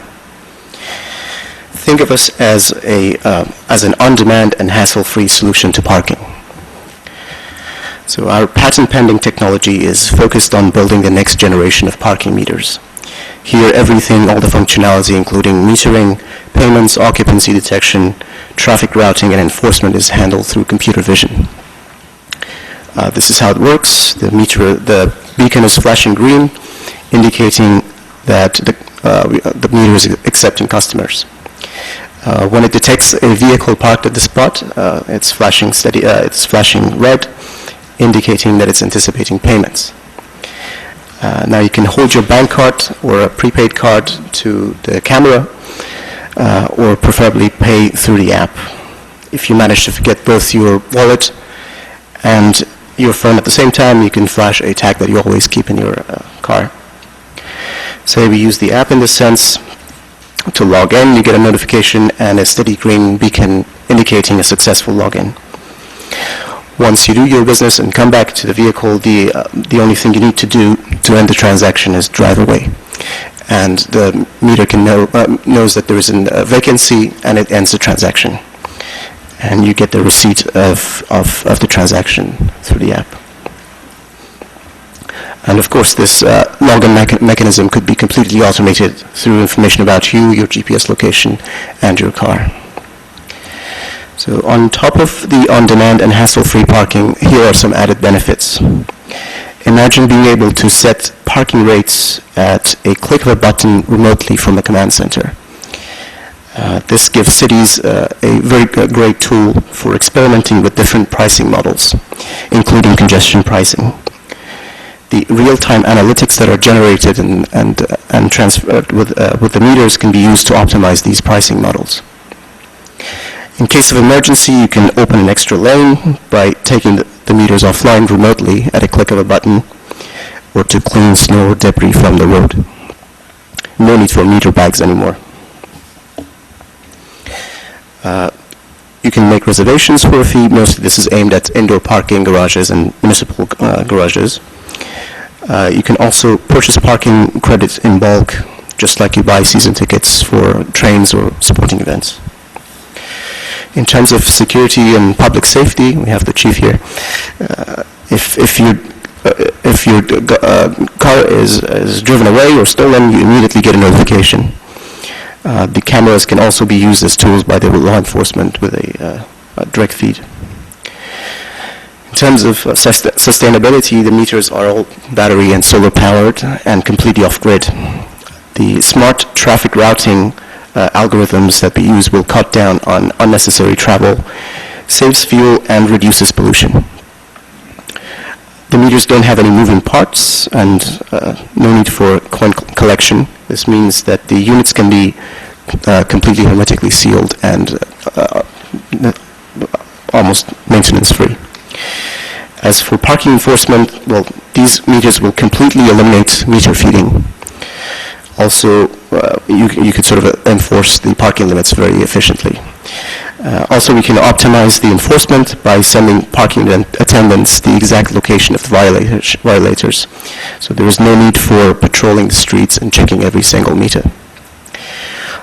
Or we can completely automate the enforcement process. The next step for us would be to sort of test this technology on a small scale through our pilot, hence the Princeton pilot study. Basically, we would like to rent a number of spots from you for a closed beta.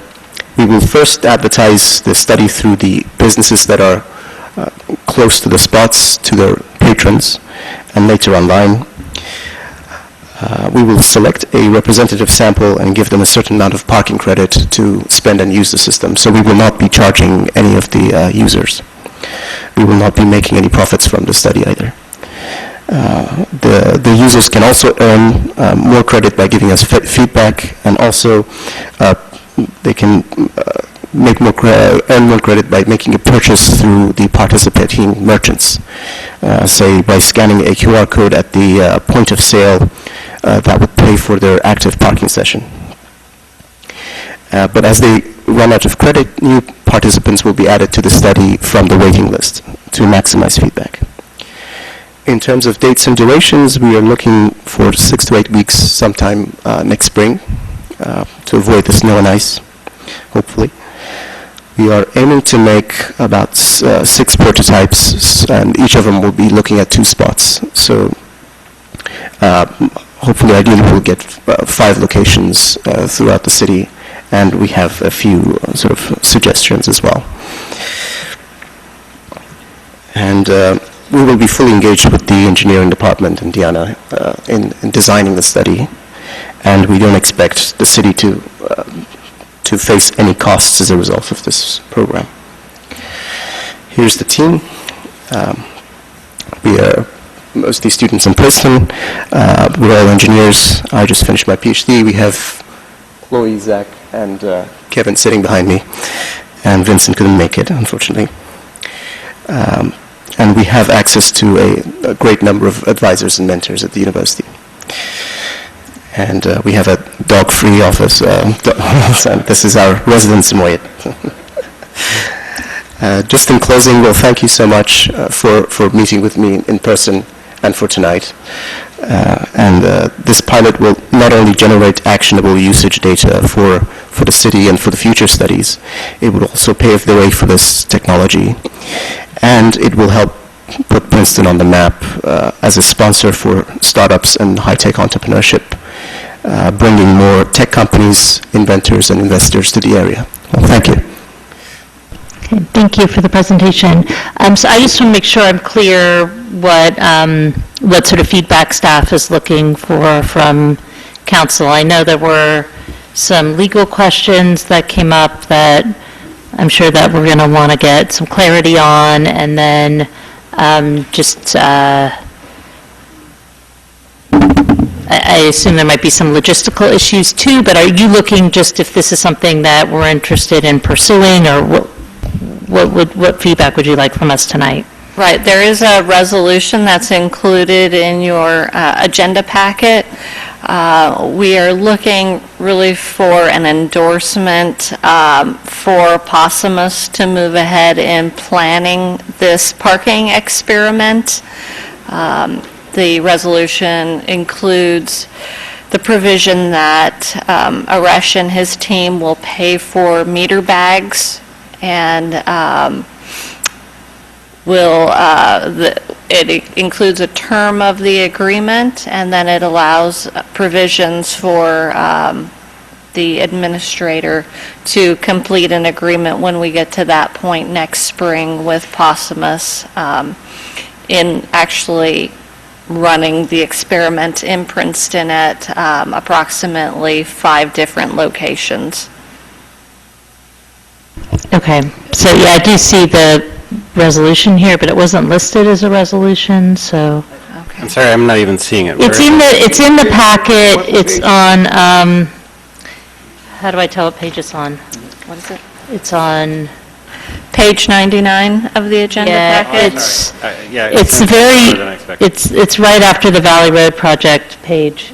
And I can, if I may, I can explain exactly what the resolution is asking you to do. I mean, basically, from a legal perspective, it's actually fairly simple for a change. What Arash and his team need from the town is a concession under the local public contracts law in order to have use of these spaces, and then they'll be bagging them through your meter bagging program in the ordinary course. Given the very low amounts involved, this concession is well under the bid threshold, so it's not something that actually has to be put out to bid in any way. Instead, Princeton can proceed just by obtaining informal quotes. So what the resolution does that you're being asked to approve is just basically authorizing staff and administration to go forward, obtain informal quotes from Arash and anyone else you wish to, except I don't think there is anybody else that you could get quotes from for these for this particular concession. And then, given how far under the bid threshold it is, you will have to have an agreement in place. There's still a lot of details that need to be hammered out, so that's why there isn't anything on tonight, nor are we at that step. So the agreement needs to be put in place, and then because of how far under the bid threshold this would be, under your ordinance, this is actually the type of agreement that the administrator is authorized to enter into on behalf of Princeton. That doesn't mean it can't come back to the council, but he does have that authority under your code because of how far under the bid threshold it is. So it's from a legal perspective, as I said, it's for a change straightforward. Okay. I don't know if anybody's dying to ask a question, but I wanted to ask about, I think one of my concerns about this. I mean, I think it's great how you laid it out, and I think it's great to show that we're supporting innovation, and I think it's also a great opportunity for the town to be working with students. But I do worry about, I mean, 10 parking spots is not insignificant, and the timing of it is when the town is fairly busy in April and May, and I don't know what flexibility you had in terms of timing. I mean, if you did it over the summer, July, August, there might be less of an impact to the CBD. Yes, well, so in terms of, I was just going to say, the spots, they'll still be available for parking. It's not like we're taking them completely offline. They'll still be parking and will be compensated. He's going to compensate us for them. there would be a sort of, a sweet spot in how many people we can have in the in the study. If we have 2 spots and 2,000 participants, people won't get to use them more than once or even at all. You need to talk more into your microphone because people at home can't. So if we have a small number of spots, like 2 spots and 2,000 participants, then people will not get to use them once, more than once, even at all. So there is going to be a balance between how many participants we can have. But we're going to be adding participants to keep the occupancy of the spots close to 100%. So it's not like the spots are not going to be used. So in that sense, and we're going to be implementing strict time limits, so that would actually at the same time eliminate meter feeding, and it will take some pressure off of some of the other spots in the town as well. I have two questions. Okay, thank you. First, how will you choose the participants? Is the first question, and then the second question is, since there's no enforcement, how about if someone leaves the car there for the total 8-9 hours or whatever?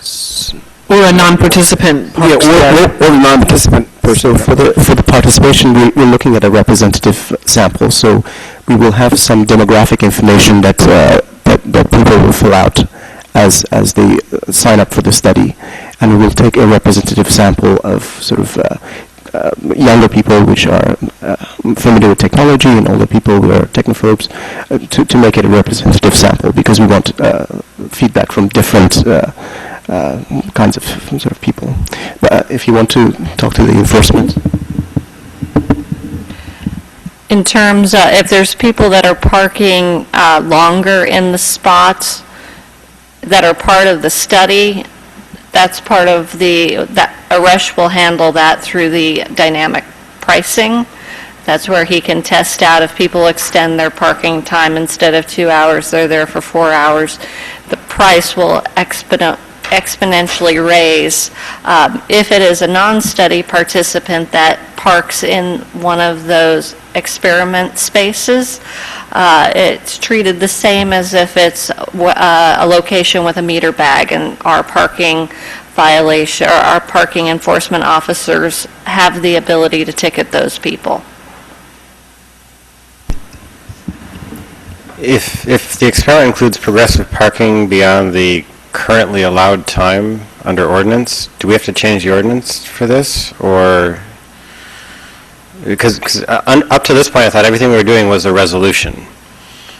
And so I thought actually progressive parking, we might not actually be able to do under this test. I was going to say, Lisa. No, because we're not charging participants anything. Those meters will actually be bagged through our own meter bagging parking. Okay, so that's it for us. We're out of that equation, so we're all right. It seems to me, from what I've heard, that the proposal is essentially revenue neutral to the municipality. And the real question underlying all of this is, does the technology work? And is it beneficial from the standpoint of alleviating parking issues? And I think it would be very interesting to get answers to those questions. Do you know at this point how many participants you would aim to get signed up? And It would be very hard to tell at this point. We have to see the usage. data, see if the participants that are in the study are actually going to be using it. I mean, if they sign up and they say on the sort of demographic sheet that they're going to be in downtown Palmer Square every other day, but they ended up not being there, we could sort of move people off the study and add people to the study. So that is sort of very open to sort of changes as we go along. Right. Yeah, my concern is that if there's not enough participants, somebody can be, I mean, parking's tight, and there'd be 1 or 2 spots open visibly, and you couldn't park there. So we would sort of aim to avoid that situation. Right, yes. to have them mostly filled would be... But as I so you said, have a plan to recruit. I mean, it seems to me it's going to be hard to recruit participants because... Well, it's free parking. So that's going to be the draw. Oh, it's free parking unless you're there for longer than 2 hours? No. So because we're not charging them anything, so they would receive a parking credit through our app. But we are the ones who we're not subletting the spots that we're getting from you. So how are you going to go with flyers or how are you going to find the people who want to park there? So, well, through the merchants, that's through businesses that are close by. We're going to give marketing material and also online. I don't understand that, because I thought you just said that if the way you're going to prevent somebody from being there for 5 hours is that if they... Well, if they're in the study, we can sort of remove them from the study if they keep abusing the sort of the terms. And the cameras if will they're have... not there, if they're not in the study, then we could sort of ticket them. Right, so it's funny money for people in the study, and if you're parking at the spot and you're not in the study, it's just like a bagged meter, right? So, and it's exactly the same scenario. Right, but the funny money is, say you are a participant in the program and they give you $10 credit for your time in the study. I mean, and it's funny money, it's not real money, but that then goes towards your parking allowance.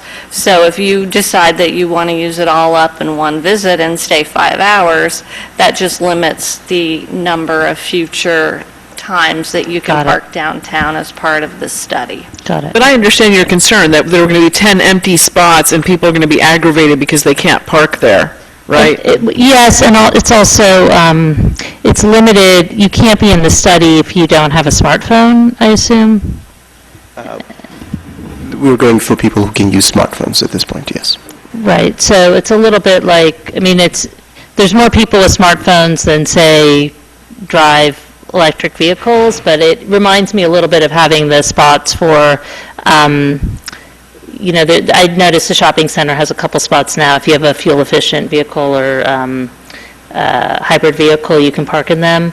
And, you know, so you get the prime spot if you're in the study, or you get, I mean, if it's an empty spot, it's the prime spot. And just making sure that you have enough participants so we don't feel the backlash. That's my main concern.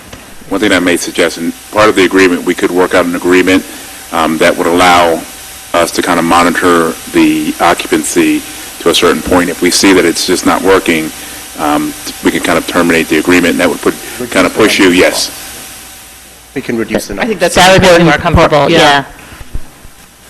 Anybody else? Jenny, given that you said you got 2 tickets last week, if I were you, I'd see how you could volunteer.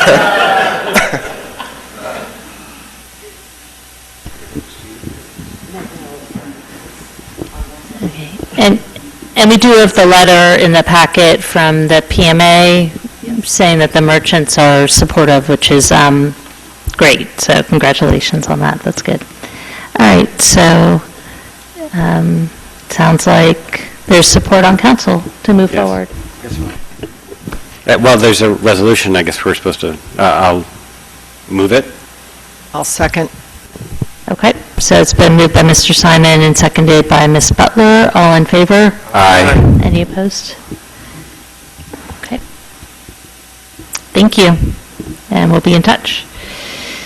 All right, next is, we have 2 ordinance public hearings tonight. The first is 2016-36, refunding bond ordinance of Princeton and the County of Mercer, New Jersey, providing for the refunding of all or a portion of certain general improvement bonds of 2007, and general improvement bonds of 2010, originally issued by the Borough of Princeton, and general improvement bonds of 2009, and general improvement bonds of 2011, originally issued by the Township of Princeton, appropriating $16 million therefore, and authorizing the issuance by Princeton of one or more series of refunding bonds, an aggregate principal amount of not to exceed $16 million for financing the cost thereof. I'll move it.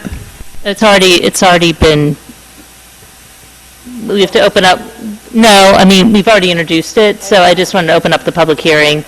So, would anybody like to speak on this?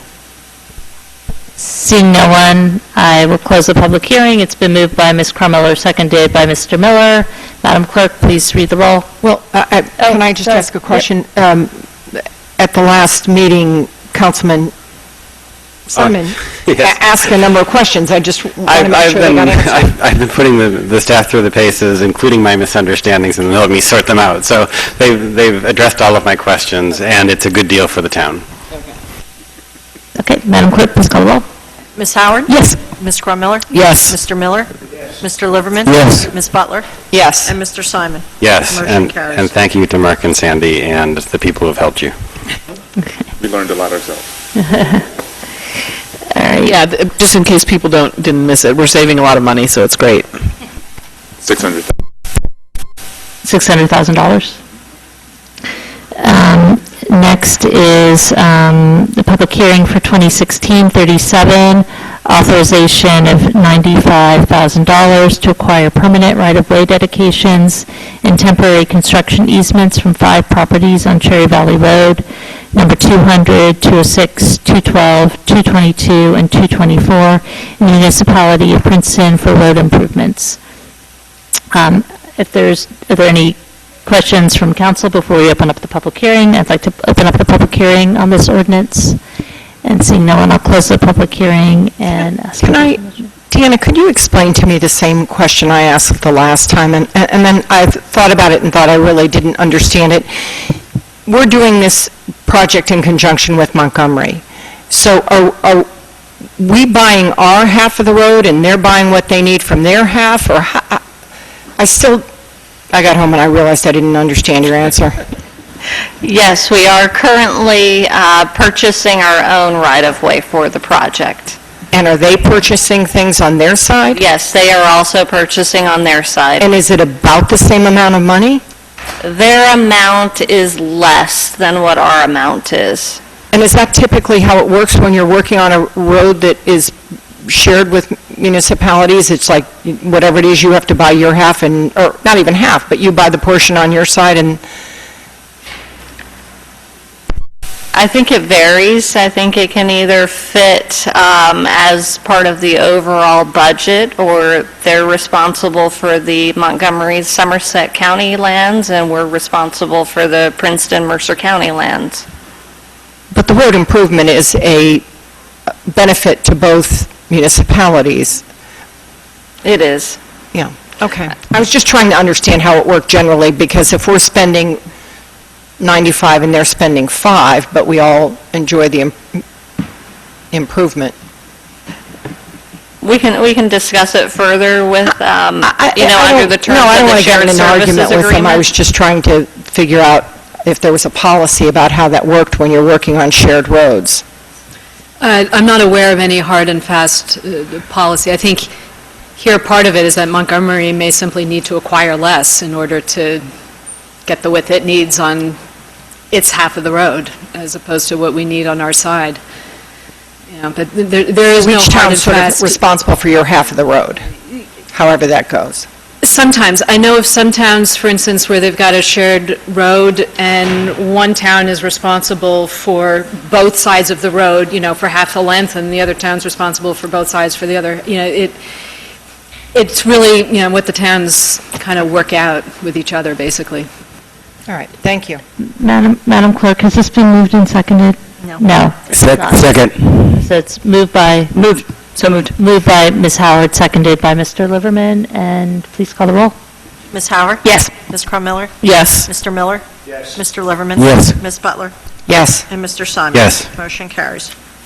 Okay, and the ordinance passes. And now we come to the item on the agenda that everyone's been waiting for, the ordinance introduction for 2016-38, an ordinance by the municipality of Princeton establishing a civil rights commission and amending the Code of the Borough of Princeton, New Jersey, 1974, and the Code of the Township of Princeton, New Jersey, 1968. And I want to turn it over to Councilwoman Howard to help set up the discussion tonight. Great, and I'll be brief because I understand there's a sporting event that everyone wants to watch tonight. But just to, this is the product of a lot of hard work by a lot of people in the community, and all sitting at the back, but they deserve credit for a lot of work. And a subcommittee of the Human Services Commission, led by Letitia Fraga, has been focusing on how we create a freestanding civil rights commission. And actually, it would be recreating a civil rights commission because we had one, and we even had people in the room who sat on it. So there is a history here in Princeton, and sort of just to set the table, a lot of work has been done to think about the best way to do so, and we struggled with on a few of the finer points, but it's been a long and thoughtful process, and I think we're going to get to some of the pinch points. We've tried to think about a way to do it to make sure that we can protect the privacy and legal rights of our residents, but also to do so in a way that empowers this standalone Civil Rights Commission to be able to do the best job it can. And just the two key components to keep in mind that this standalone Civil Rights Commission would have as its responsibility are, first of all, proactive education, partnering with many good community groups in town to promote a positive agenda, to eliminate bias in the community. And I think we've seen over the last year the many ways in which we need more of that dialogue and we need more activity there. And the second is this commission would work to help help residents resolve complaints of discrimination, and to do so in a way that's a voluntary process, and it would be at no cost to the residents, and in such a way would allow them to quickly resolve complaints and really bring justice to the people who've suffered discrimination. So those are the two key components that have really driven the work, and I want to commend Mark, and Lisa Maddox isn't here to see hopefully the fruition of all her work too, but Mark has put a lot of work into thinking about how to do this in a way that best serves the residents of town, and I think you have a brief presentation, Mark, right? Thank you. Your mic's not on. I can see the light's not on. There you go. Just waiting for the PowerPoint. But I'll get started while they're working on the PowerPoint presentation. What I want to begin with just giving a background on what we've done in terms of putting together this ordinance for us this evening. The Civil Rights Subcommittee of the Human Services Commission issued a report recommending the creation of a civil rights entity. And that recommendation, they did a lot of work, and I want to thank them for all the work that they did, really doing a lot of investigation of how best to develop a civil rights entity. That subcommittee looked at a number of structures that would establish a commission, and finally recommended that we have a standalone civil rights commission. The subcommittee report was then reviewed by the committee, a committee including the Human Services Commission liaison, the mayor, and the council president, to see how could we implement the recommendations of the subcommittee. After reviewing the recommendations made by the subcommittee, there were a number of challenges that we needed to work through in order to develop this ordinance. And those challenges included creating a standalone commission, ensuring confidentiality, which was a big request of the committee to ensure that we had a process that was confidential. A process that would allow municipal employees to utilize the commission.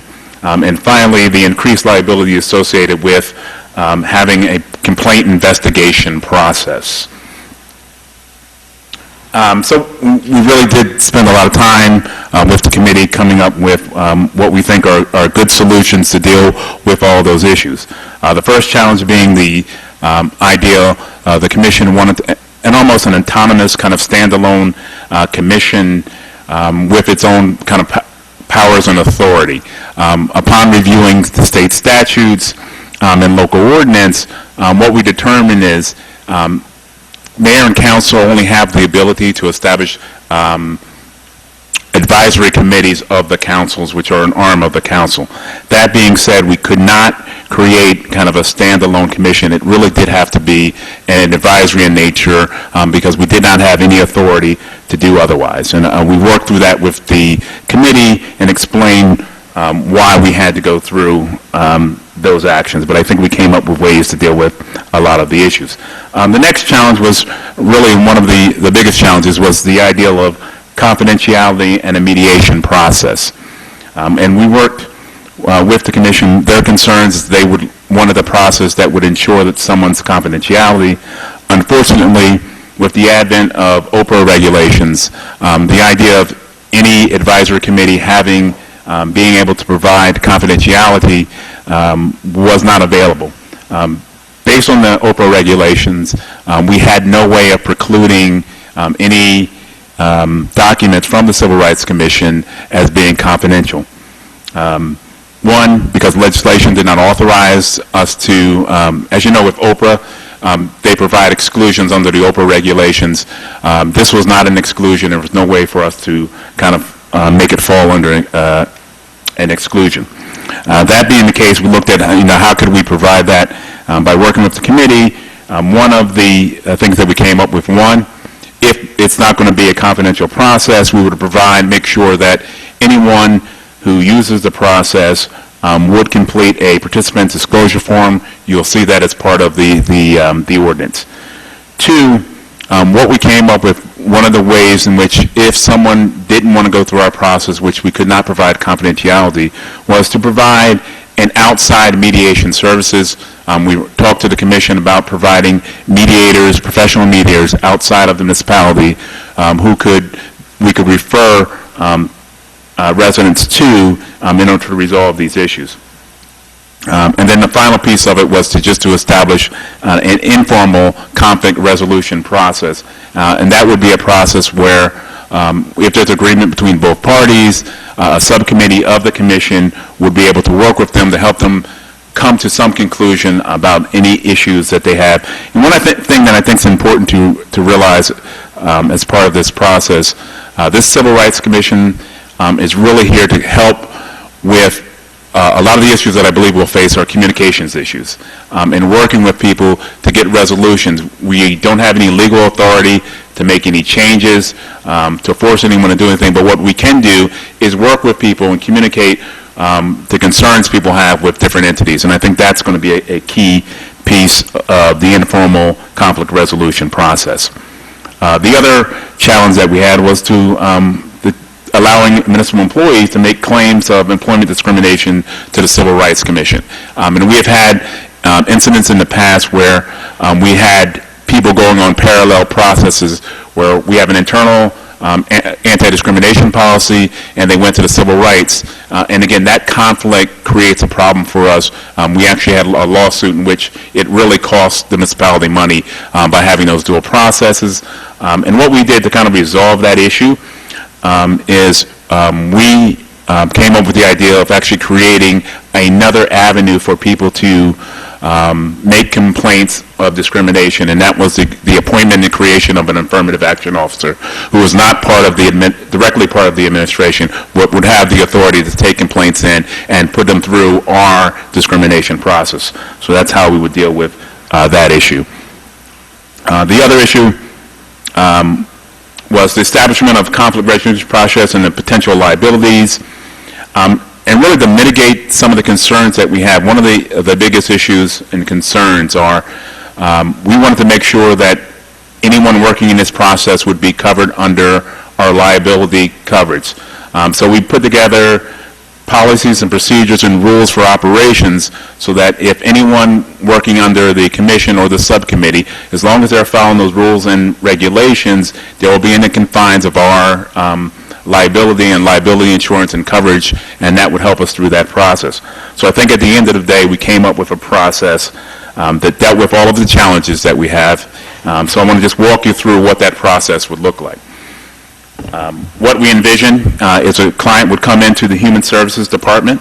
There will be an intake process where they'll provide the social services director their concern. She would initially do an initial fact-finding of the process, explain, what our options are available. Before she goes to fact-finding, what are your options available? You still have the ability to seek legal actions, use the State Civil Rights Commission, so they'll work them through those alternatives and do some initial fact-finding, which is, in most cases, reaching out to the other party, one, finding the client who came in the intake and finding out what they're looking for. In a lot of cases, sometimes it's just, I want an apology. I want recognition. In that case, you'd reach out to the other party and try to work through that process with the client, then report back to the client about the findings of the initial fact-finding. She'll then outline what options she has available once she explains that to the client, and those options would be no action, the client's satisfied with the outcomes that were relayed to her.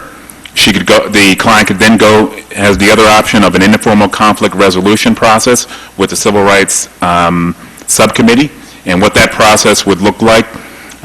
She would refer that act, she would reach out to the other party involved, ask them if they were willing to participate in an informal conflict resolution process.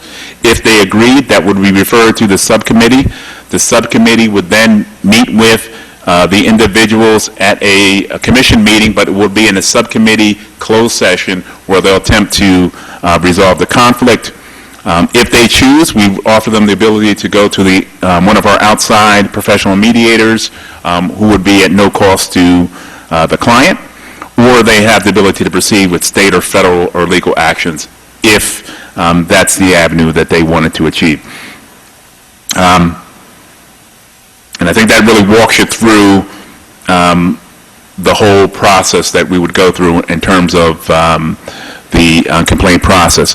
But again, I think these were the challenges, and I think there are other advantages of the commission, and I look forward to seeing them dealing with issues of providing counsel with recommendations on policies, on civil rights issues, and I think they'll be a great resource to us accomplishing those issues.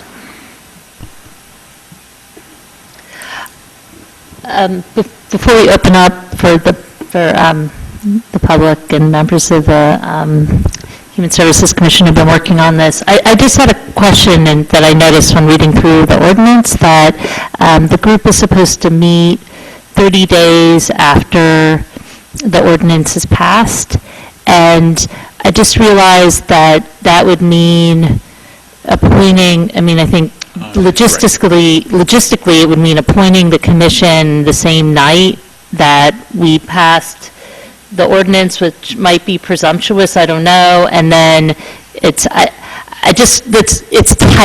Yes. And maybe we can amend it so that it's 60 days, just to put a little more leeway in there. I think that's a good catch, because we want to have a thoughtful process soliciting applications for the commission, right? We've talked about working with community groups to recommend people and getting the best people possible, and we need time for that. Yeah, I would Start in January. Either start in January or Starting in January would make even more sense, because... Yeah, then Can I make a then it suggestion? jives with her. And We then can you don't amend it get to indicate 30 days from terms. appointment. They would have to have their first That meeting. makes sense, Yes. right? Yeah, so change the wording to appointment versus passage. And you would just appoint at the January meeting when you appoint all of your regular appointments.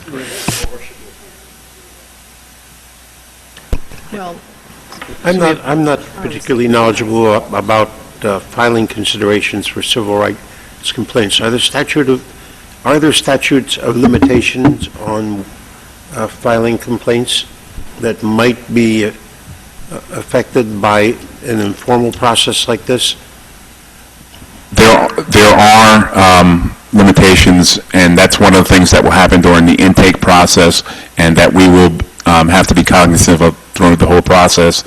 And I believe it's 180 days from the instance, so we would have to ensure that this process was done quickly. People are informed of, you have this much time before you can file a claim with the Civil Rights Commission, or a legal claim. And Brittany, it's also the disclosure, the agreement, the form that somebody would sign mentions that this, that they, mentions that they could have other rights that the clock is ticking. And a second question. I know from experience that we've had in other areas that mediation services don't come cheap. And how would we, are they going to be provided pro bono or? Pro bono. Thank you. Can I just follow up on that point? What makes you think that they're going to be pro bono? Who's going to do that? We've actually had, through the Civil Rights Commission, at least 2 mediators that we've talked to that said they would be willing to do it pro bono, and they will assist us in finding other mediators to do that. I think one's actually in the audience, so he's on notice that, yeah.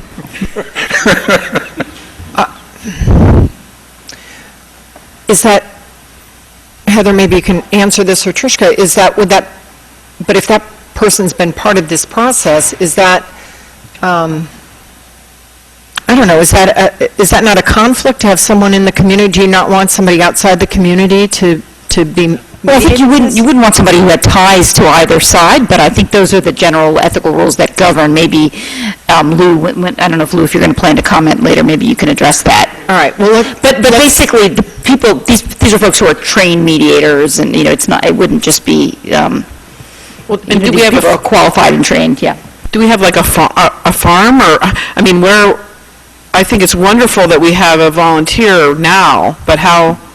Do we have a plan if we don't have volunteers, or you think, or is this something that people like to do so that it won't be hard to get volunteers? And again, I think part of the process will be we'll have to be working with the Civil Rights Commission and to ensure that we have mediators who will volunteer to do it pro bono. I was going to... And so you can't speak from there because you won't be recorded, but we'll open up in just a second. So we'll have council ask their questions, then we'll open it up. I was also going to comment that the way that I think I envisioned this was that the Human Service Director will be, I guess, giving the reporting to the Civil Rights Commission, all the intake folks that come through the door. Is there going to be like a report, or they know who? Lance, can you say that again? Well, I'm just wondering, the people that come through the door... That every single person, the commission finds out about every person. Well, yeah, what I'm envisioning is that, like, when they meet monthly, that they get a report or something stating that, X, Y, they have to mention names, but X, Y, Z was taken care of, and so that everyone knows... I was wondering about that, too. Yes, everyone knows what's going on, so... But how would that work with the confidentiality issues? Well, you wouldn't mention, you don't have to mention names or things of that sort. I think you would have to... I just want to let, Mr. Shield answer. For confidentiality purposes, we can, and I've talked to the director about that, she can provide a report. It will be limited, kind of giving the commission an idea of what's going on. It won't have a lot of detail. An individual had a concern about how she was treated in a store and this was handled. It wouldn't be the person's name necessarily or the... Right. One challenge that we've dealt with respect to Oprah is just how broad it is in terms of what's covered. And so I want to just make sure I'm asking the right questions in terms of being clear that the commission and the subcommittee and the participants know what's covered. So for example, if I understand correctly, any emails that would be sent to this subcommittee while they're working on any of these issues would be covered, and also anything written up or generated by the committee or the commission would be covered under Oprah. Am I understanding that correctly? So I just want to be clear, because what we've said in the documents up to now is what's been provided to the town, and it's a little bit more than that. So I think we may need to clarify that section. Oh, in the... Yeah. Gotcha. Yeah, Ms. Carmel? So the executive director right now of the Human Services, I think it's a different job. Like, we hired her for one job, and now we're adding a new responsibility, and I don't know what her area of expertise is in this, and I'm wondering, are we going to offer her training, mentoring, or how we're going to help her do this job the best way possible?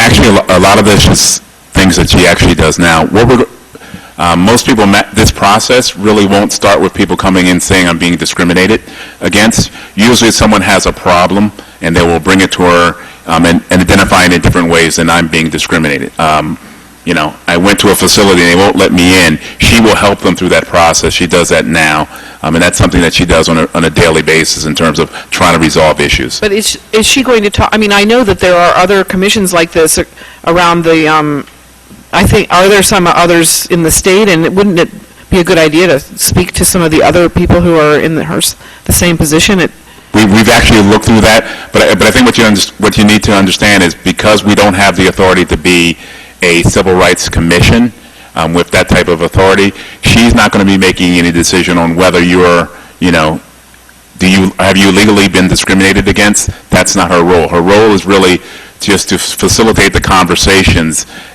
and let people know what's going on.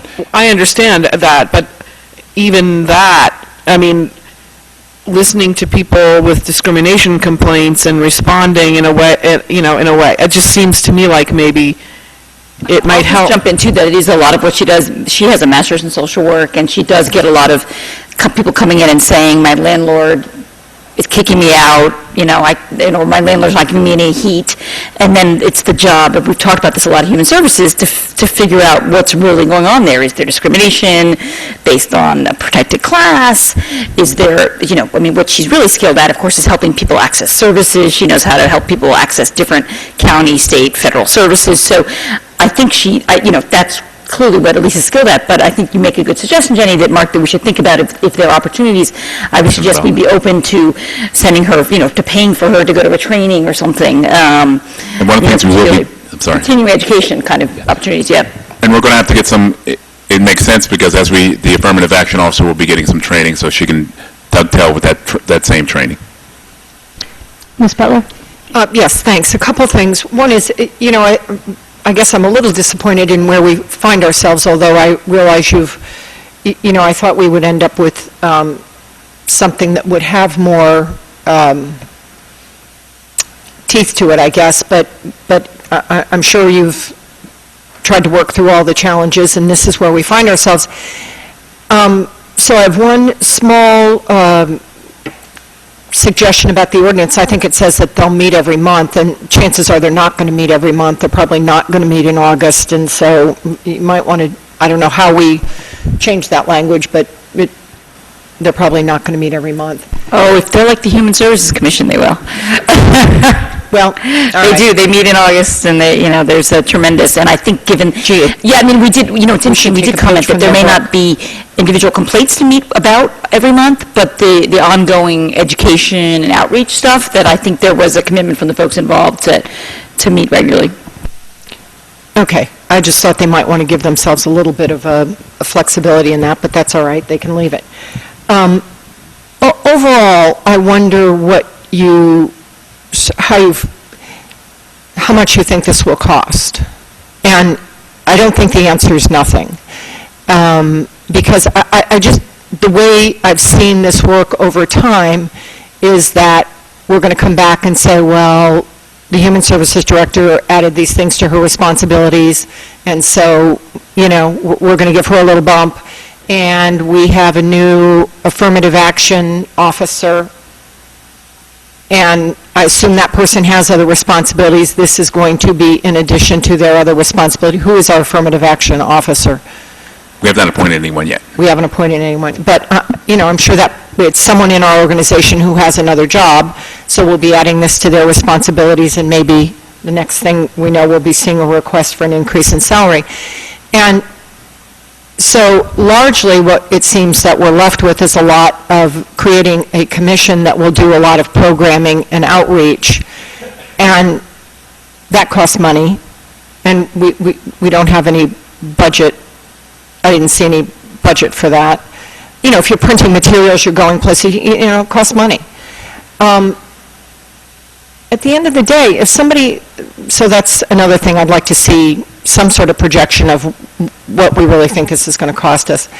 On step 4, or step 5, I guess, if both sides don't agree, there's no mediation. And so what is the track record of anyone who's discriminating agreeing to go to mediation? What you have to understand is, in most cases, in some of these cases, and this is the same process in terms of both sides having to agree, it's how it's been done in the past, and I believe they've had, if I'm not mistaken, people come in.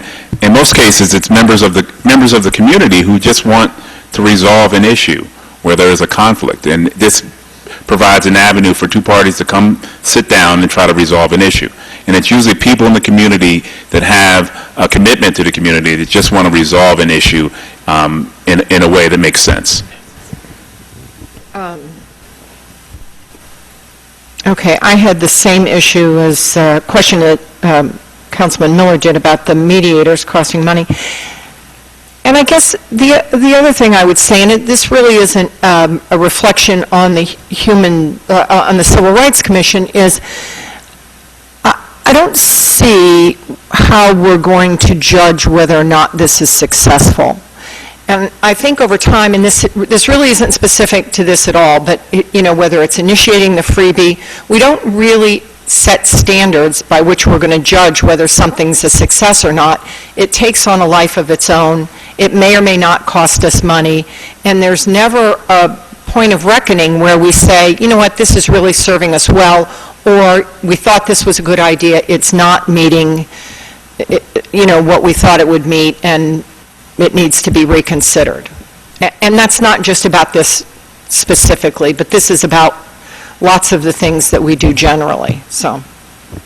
Well, if I may comment, I think that some of my remarks earlier addresses Councilwoman Butler's concern, and one is that we have a trail of items that have been completed, so that we do have an idea of what we've accomplished. That's why I asked that the director would have a report to the commission every month of what items have been completed, and also the commission will also have an idea that they can, I'm sure, relate back to us at any given time of what items that they've possibly worked on and what they have accomplished.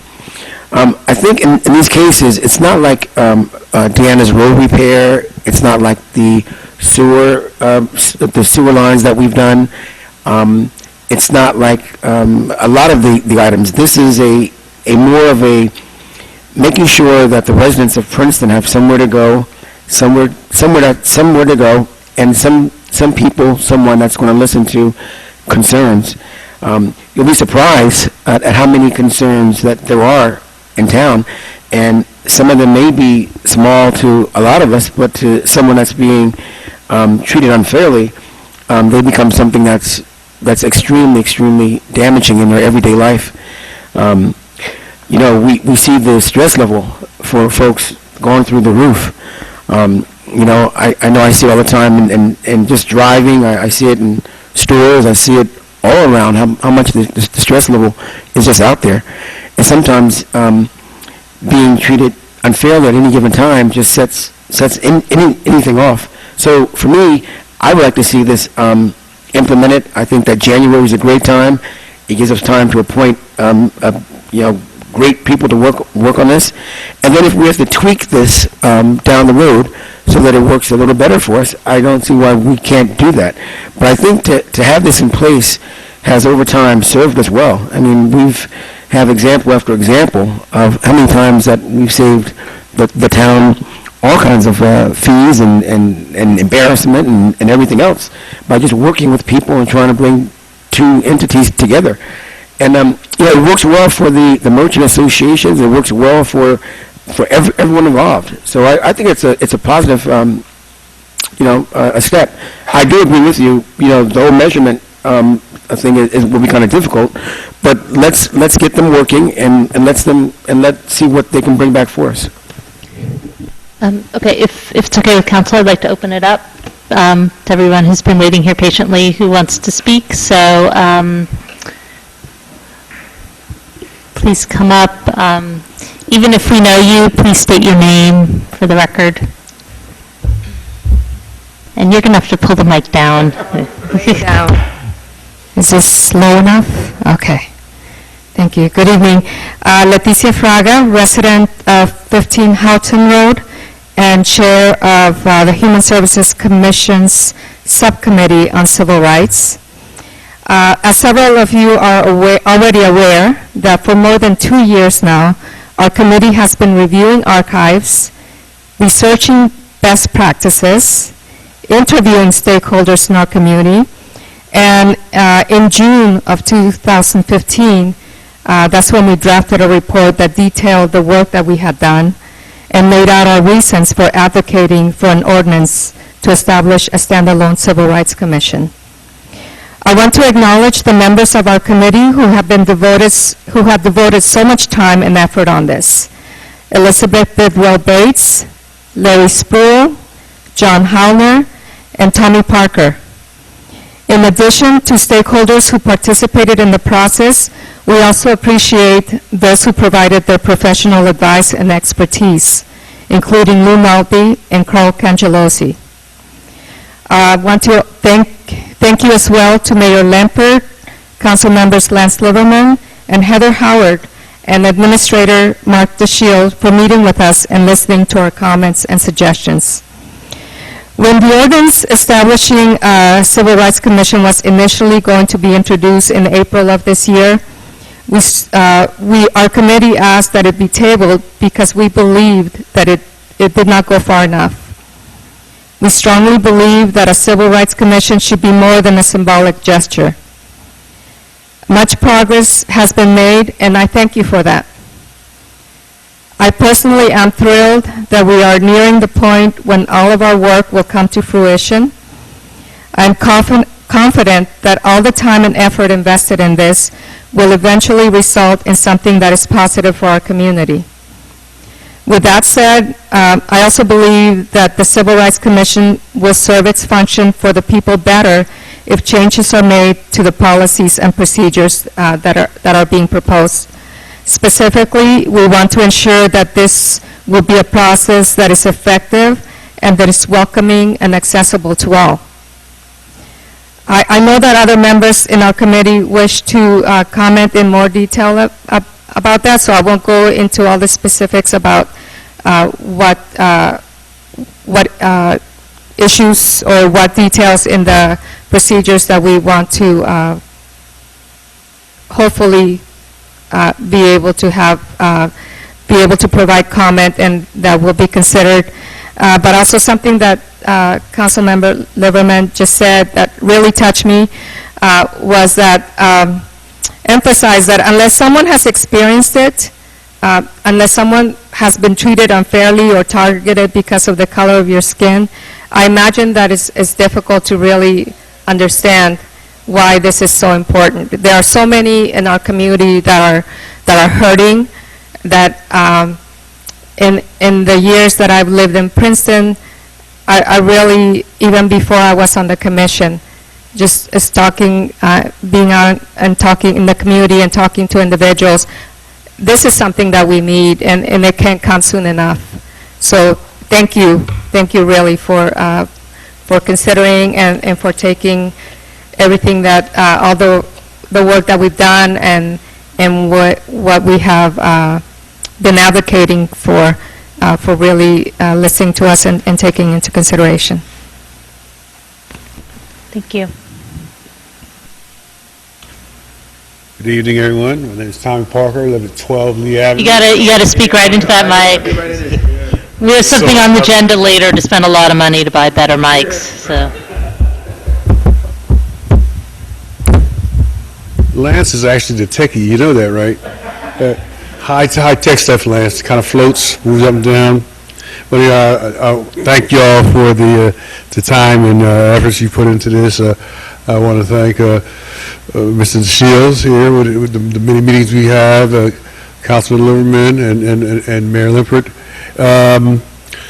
Some of the questions that were asked are truly things that we have discussed and vetted over time. And being kind of the historian relative to the the Civil Rights Commission as it, when it was a standalone committee, and then when it folded in to the Human Services process, there's some questions that came up about in terms of the executive director, and as that kind of relates to concerns about the expertise. One of the things that made the process run smoother and kind of in line with not only the civil rights laws, but the Attorney General's office of the state, the Division of Civil Rights, offered training to get us up and running.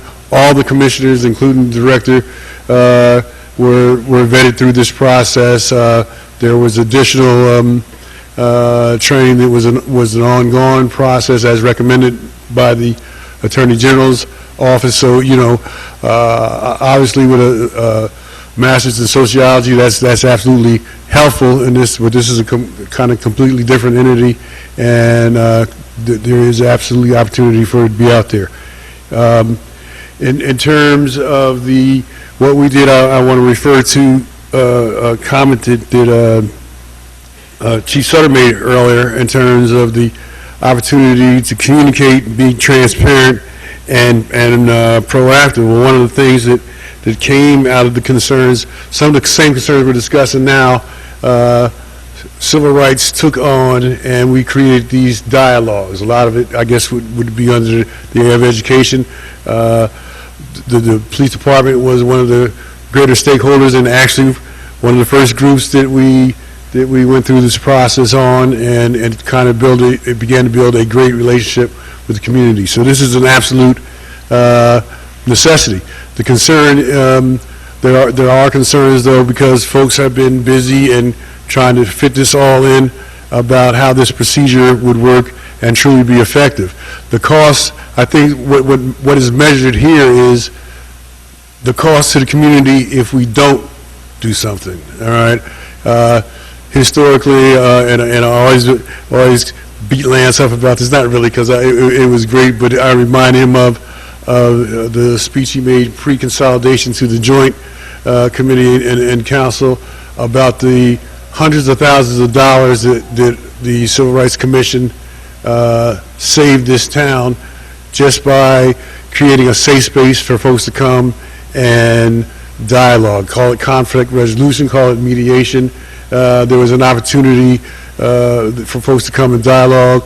The rules of engagement were explained to them, that this is an informal process, all right? We have absolutely no power of adjudication. It set a tone of confidence for folks to participate in the process, and consequently, we saved a lot of hard feelings and a lot of money, just making ourselves available to that, right? Because the process in and of itself was not made to be obtrusive and hold folks off. It was an inviting process. So I want you folks to be confident in the fact that the conflict resolution is a process that works. We can argue the semantics of mediation. There are in fact, in our research, there are services. Councilman Miller had asked about there are services that are available, that are absolutely free. They're provided by state mediation services. In my 30 plus years of doing mediation or being involved in mediations on largely from the labor side, there are organizations like the Federal Mediation Conciliation Services also that are available to organizations and employer entities that do mediation absolutely free. There's no concern then from the community about the privacy of the engagement. All the rules are set for it. If they choose to, the intake form, if they choose to sign off on and be part of the process, they can be assured that their privacy would be considered, thus not making the municipality liable for anything of that nature. But there are more dialogues that have to happen. Thank you. Thank you. I don't know if anybody was timing you, Tommy, but I would ask that if you can try to keep it to 3 minutes, that would be great. Okay, can I have points off if I answer some of your questions as part of my 3 minutes? Okay, I'm Elizabeth Bates, and I live at 298 Nassau Street, and I'm a member of the subcommittee also. And I will be answering some questions and relaying opinions of those of my other committee members. We tried to divide this up a little bit. We care so passionately that I actually pop the lenses out of my glasses. So this is going to be kind of, I pray to God that I've got the type large enough. Jim Floyd quotes his mother as having said that a short pencil beats a long memory any day. And we, as Leticia said, did a lot of research into the history of the previous civil rights motions. We looked at other communities, Jenny, all over the state and in other states as well. And the subcommittee is incredibly disheartened to discover that the language in the procedures is diametrically the opposite of what our recommendations and intent were. Diametrically opposite. We had outlined procedures that would avoid the pitfalls of past activities and involved in civil rights complaints.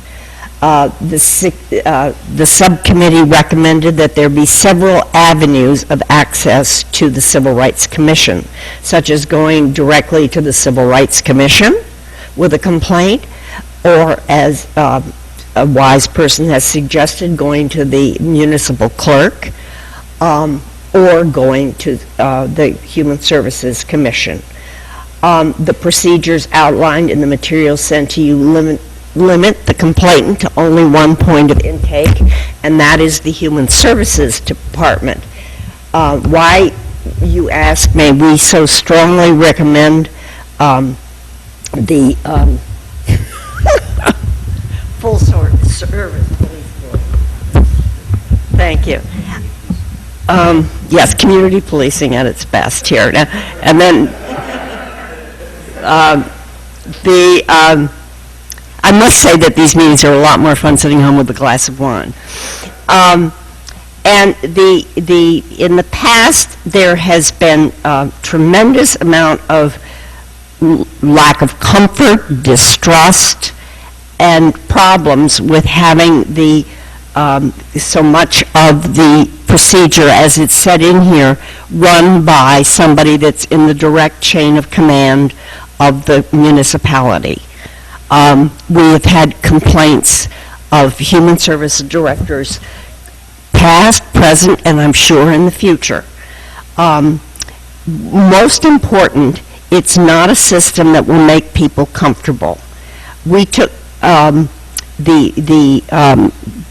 you've got it so that the Human Services Commission does all intake, makes judgments about things, instead of just referring people to the Civil Rights Commission, which would, in fact, not be taking up staff time. We have to remember that those people who, and this having a person layer upon layer upon layer, this is we had tried to protect the director of the Human Services Commission from pressure exerted, which has happened in the past, and I can't imagine won't happen again. So this is something that this is not standalone, it's completely encapsulated. It is absolutely what we did not recommend. Okay, thank you.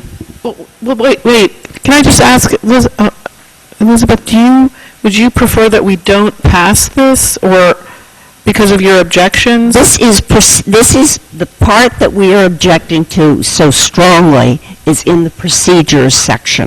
Mm-hmm. and the procedure can kill it. So She's saying if not amended, are you saying we should just not adopt I will tonight? let the rest of I am not speaking for the group on that because I have not been empowered to speak for the group on that. Do you have an opinion on that? I think that this procedure should not be done. Okay. I mean, and just for clarity on the record, we were told, and I know people feel strongly about it, we were told by our lawyer that we need, municipal staff has to handle intake, that volunteers can't because of liability for the town, and it's just an area of disagreement. So I think that's why but Elizabeth, that's why I wanted to call that question, because if people don't want us to do this, Okay. 940, we don't have to do it. Intake is intake. Intake is taking the names, the information, and so on, pass it on to the Civil Rights Commission where it belongs. This was, I can assure you all that Lisa Maddox, in fact, we have the legal bills to prove, it's spent a lot of time trying to figure out how to do this, and this is the recommendation. So it's just, unfortunately, as Mark outlined, an area in which we just disagree. So I would certainly want to hear from members of the audience if they think it's so flawed as written and that we shouldn't adopt it. I'd want to hear that. But I think I personally think it's really important that we move ahead.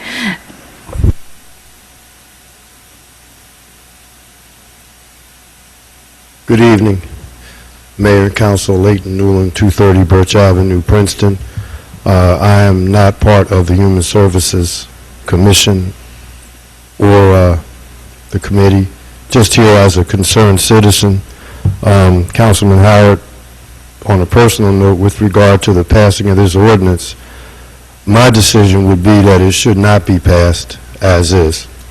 I would respectfully urge Mayor and Council to amend the ordinance to have the initial point of contact be an entity that has some level of understanding in civil rights issues and the de-escalation process. While they need not have a legal background, the director of the body should be a mature professional with life experiences that allow him or her to navigate through the difficult challenges of conflict resolution, especially in circumstances where individuals believe their civil rights have been violated. Even if the circumstances do not meet that threshold, individuals who bring cases forward feel violated nonetheless. The general public, and in particular municipal employees, will be reluctant and in some cases will not speak out at all if their initial point of contact must be with or through a municipal employee. Quite frankly, in my opinion, the ordinance as written falls short if it is to serve as a real tool for progress and accountability in an open, honest, and transparent manner.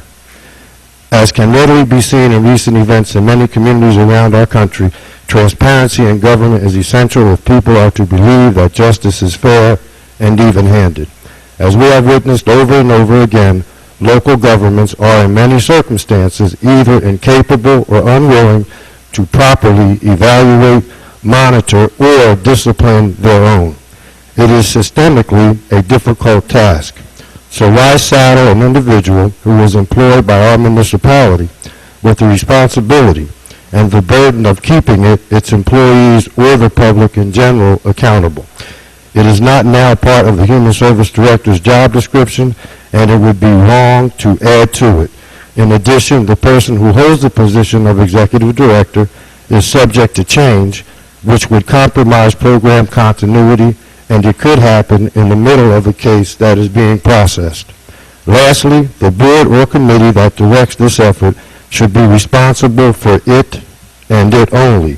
It should be the singular focus of an autonomous body comprised of diverse individuals under capable direction and unbiased leadership. Thank you. Thank you.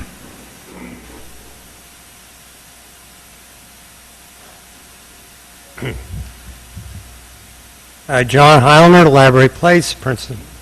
So I'm one of the members of the Gang of Five that worked on this for 2 years.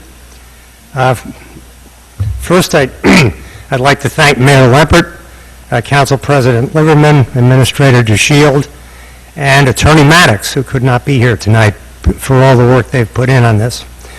I'm going to address one very important omission that I see in the policies and procedures. I'll try to answer one of Ms. Butler's questions and then have offer a small improvement to the consent form.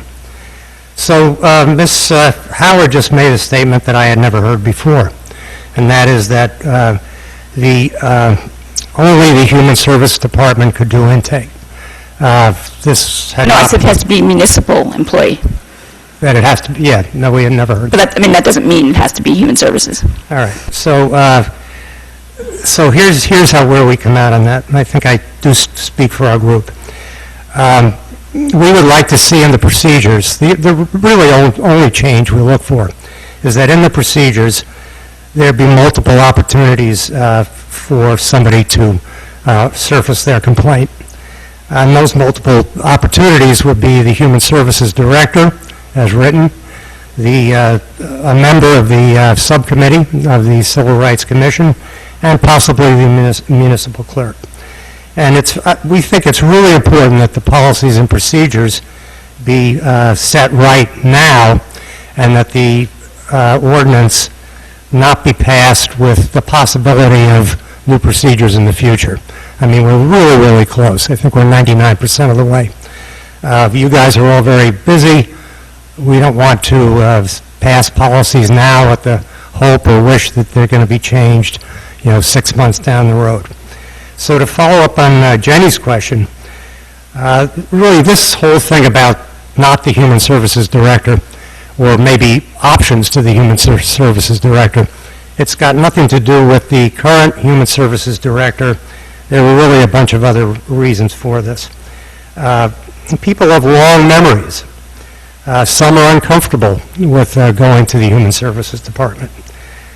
People remember the good situation from 1968 to 1998 when they could go directly to the Human Services Commission. There was never any problem with that. And none of those people were employees of the town. They were volunteers. There were some bad times when folks did have to go to Human Services because there was no longer an independent commission.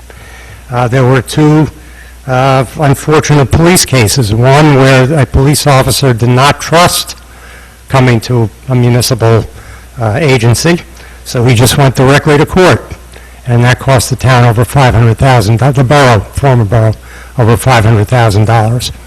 And there was another case in about 2008 when a police officer did come to the Human Services Director, who was acting as the intaker at that point, and unfortunately that case went astray, and that case was settled for $525,000. So there's $1 million right there. Maybe that also answers one of Ms. Butler's questions. The Human Services Executive Director is in a very difficult position vis-a-vis the other arms of the government and the school system, for that matter. Some people may be uncomfortable coming to the Human Services Department for reasons of race or ethnicity. Let's be frank. The CRC, as somebody mentioned, will be a very diverse group of citizens, and so some people will be more comfortable coming to it directly. Some may be more comfortable coming to somebody of their own age or gender. I mean, these are all, when you're in this kind of situation, when you have a complaint, you're not thinking, where must I go? You really want to go somewhere where it's comfortable.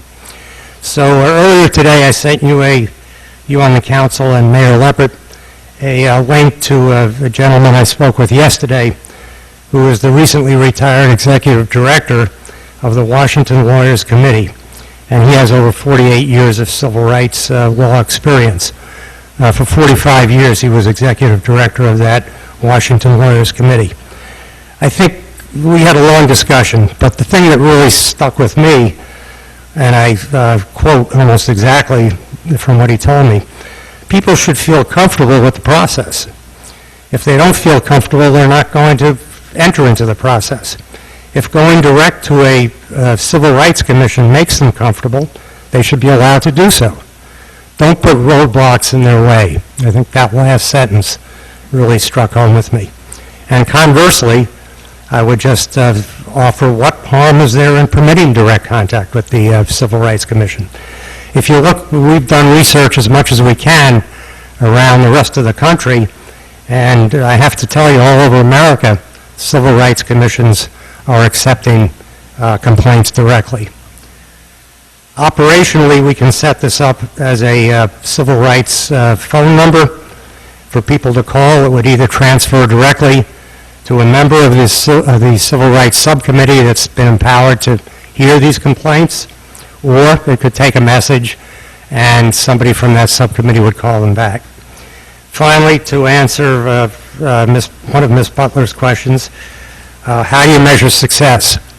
I think the most important measure of success would be that we would reduce complaints and lawsuits against businesses and towns over a period of a couple, 3 years, after this was established, as the word gets out that this is a viable alternative process. And finally, on the consent form, just a small technical issue. Carl Cangelosi, who's a past president of the New Jersey Association of Professional Mediators, offered us one sentence that he thought was very important that we get into that form, and would also, definitely within the law, but also make people more comfortable. And I'm sure we sent it before, but I'll send it again. And the sentence can be tacked right onto the end of Section 1, Public Records. It reads, if mediation is involved, mediation communications as defined in the New Jersey Uniform Mediation Act, PL 2004, Chapter 157, the UMA, provided to the Commission and its appointed mediator, this is mediation, in connection with the program, shall be privileged and confidential as provided by the UMA. So if that sentence is added to the consent form, I think that is factual, and it gives people a lot more comfort. Wait, was that discussed with before? We'll get an answer from staff after this. Yeah. Okay. Yeah, it was. I'll send it again, but it was discussed in our meeting with Mayor and Council President and Mr. DeShield. So anyway, that's it. And I thank you very much for all the distance we've come. I think we've made a lot of improvements since April, and I'd like to see this passed. Thank you. I want to respond just because I think there's... Your mic's not on now. On the issue of the consent form, that is just for the informal dispute resolution process, which was not covered under the Uniform Mediation Act. What we have is a process which, at one point, they can be referred to mediation, but we don't have a form, so we didn't put that language in because it doesn't pertain to that disclosure form. In terms of the intake process, one of the concerns and the reason why we have it going through the Human Services Director is basically because the commission itself, under the laws, can only be an advisory commission, and that being the case, our concerns are the liability issues that are created by having individuals, not the commission, deal with individuals. Therefore, it is important that whoever that it comes through, an employee who will be covered under our liability insurance for that issue. One of our biggest concerns is they will not be covered under the Tort Claims Act because if they're not acting as an individual, there is the potential that the insurance company will not cover you because you're only covered when you're acting as the commission in general. So that's one of the concerns and one of the reasons why we said it would be necessary to go through a municipal employee for the process. Just, can I, as a follow-up, are the commission meetings going to be public meetings? There's two components of it. The commission meeting itself is a public meeting. However, any conflict resolution is held in closed session. By the subcommittee, right. Just, I guess in this situation, if they're intimidated to go to the, enough by going to the Human Services Director, they wouldn't want to go to the meetings. I guess they would have that option of coming to the meeting, right? One of the things they would have to do is, if they came to the meeting, they would then be referred to go through the process in terms of the Human Services Director and work through the process with her. She would do the initial fact-finding if they came to a meeting, because we'd still have to go through the process of fact-finding and all those issues. Right, so I guess, I mean, it's the members of the committee, their names will be public, obviously, they'll be appointed by the mayor, and people can, of course, contact them. Just the issue will be work with people and encourage them to consider entering the process. The question is, they will still have to just go through the formal entryway. It's not that members of the commission can't talk to members of the public about it In and fact, they can't be can walk them approached. through the process. Yeah, I mean, you would hope that there would be that kind of outreach and working with community groups and welcoming. Well, and I mean, it seems like that might allay the concerns if you were worried, I mean, if the members of the commission made themselves available to do that, they could say, I'll go with you, if they were, or, if they are intimidated by... It's a good idea. It actually happens now. There are members of the members of the Human Service Commission are people who have deep roots in the community, and often we'll hear about things going on in the community and will help people access services. So I think that is a good point. If chosen well, the members of the Civil Rights Commission, assuming we form it, can be a really important conduit and outreach. I'm actually very confused by this this line of discussion, because I thought I heard you say that the members of the commission acting individually would not be covered by for tort claims, but then I heard you say, but they could walk people through the process. So I think we need some clarification on what constitutes an act that is safe and covered and what constitutes an act that is not. And I think that anybody who would be potentially on this commission would need that as well. I think the issue is, as long as they're going through the process and taking them to the Human Service Director who's actually going through the process, they're there just as support, to provide someone some support. Anyone could come with you to provide support. Because they would go through Human Services and sign the forms, and the process is formalized, right? I want to see if there's still people who wanted to speak. Is there anybody who still wants to speak? We're going to have a public hearing, too, if it gets introduced, but yeah, please. Lou Maltby, 1 Stonecliff Road. I'm actually relatively new to this process. I didn't even know there was a Civil Rights Commission before until somebody told me. But I have been a civil rights lawyer for almost 45 years now. And one of the things, it's been mentioned before, but it's worth mentioning again, it's hard for a white male Ivy Leaguer to understand why you can't walk to the door of City Hall and file a complaint. But I've had enough clients over the last 40 years that I understand now that not everybody's like me, and there are people who have a legitimate complaint who just aren't going to be comfortable walking into City Hall and filing a complaint. And it's no reflection on the Human Services Department. It's just people don't necessarily want to come to City Hall, and they need another way to come in. And there may be a way that we could do this with this existing language, where they can come to a member of the commission and they can walk them through it, or maybe the commission member can get the papers and bring them over and they can fill them out. We'd have to look at it, see if it worked, but somehow there has to be a way that somebody doesn't have to walk through the front doors of City Hall alone to get this started, or it won't work. And we should look at what could you do with this language. Is there really another way into the process with the language that's in the present proposal?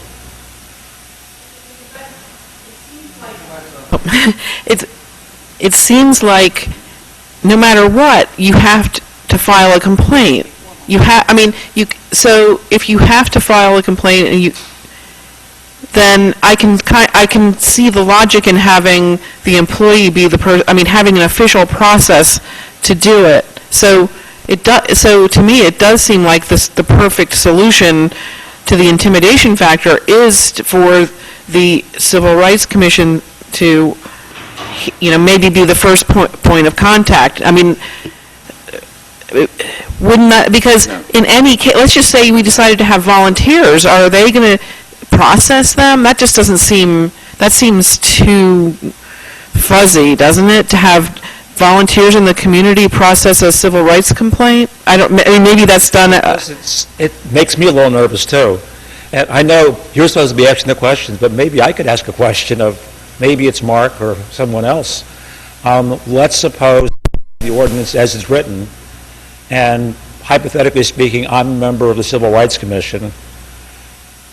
Would it be permitted for me to come to City Hall and say my client's too intimidated or the citizen's too intimidated? Can I please have the forms and I'll have him or her fill them out and bring them back? Would that be permitted? I'm just thinking in that case, you wouldn't know who filled out the forms.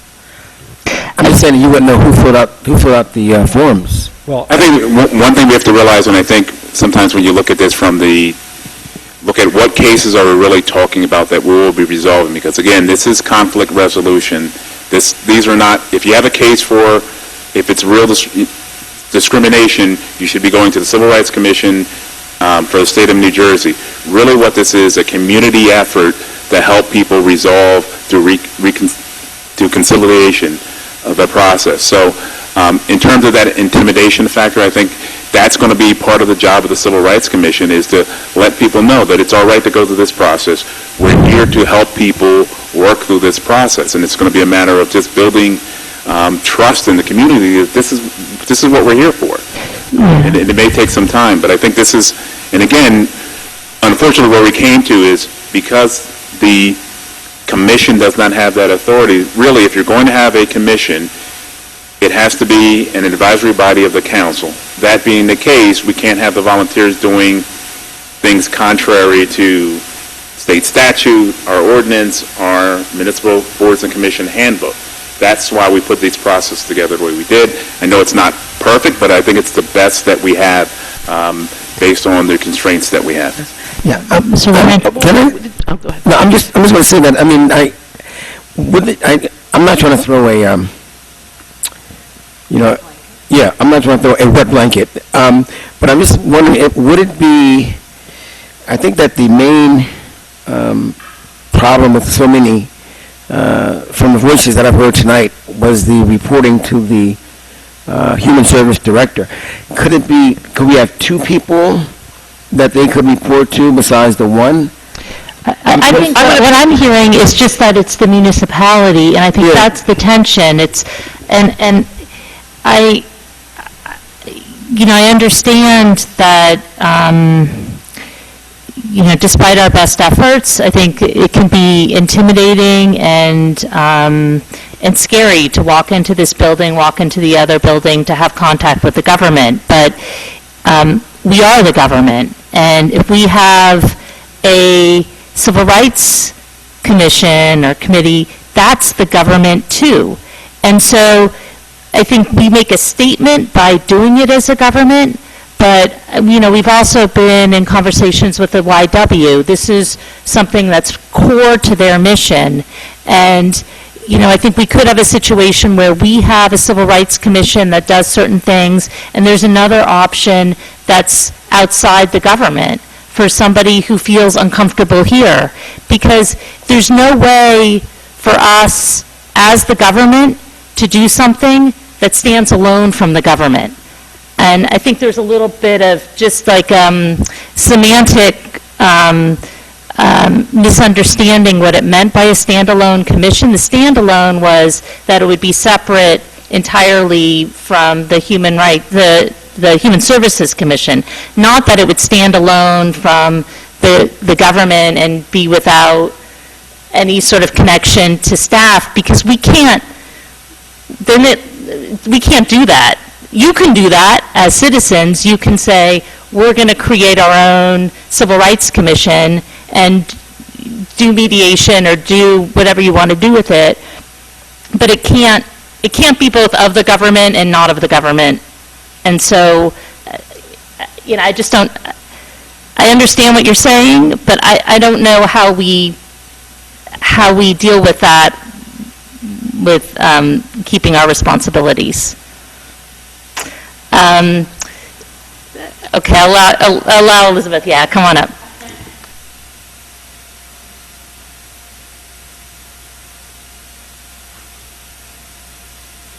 Not only did my eyeglasses pop, but so did my computer, so I can't pull up the procedures.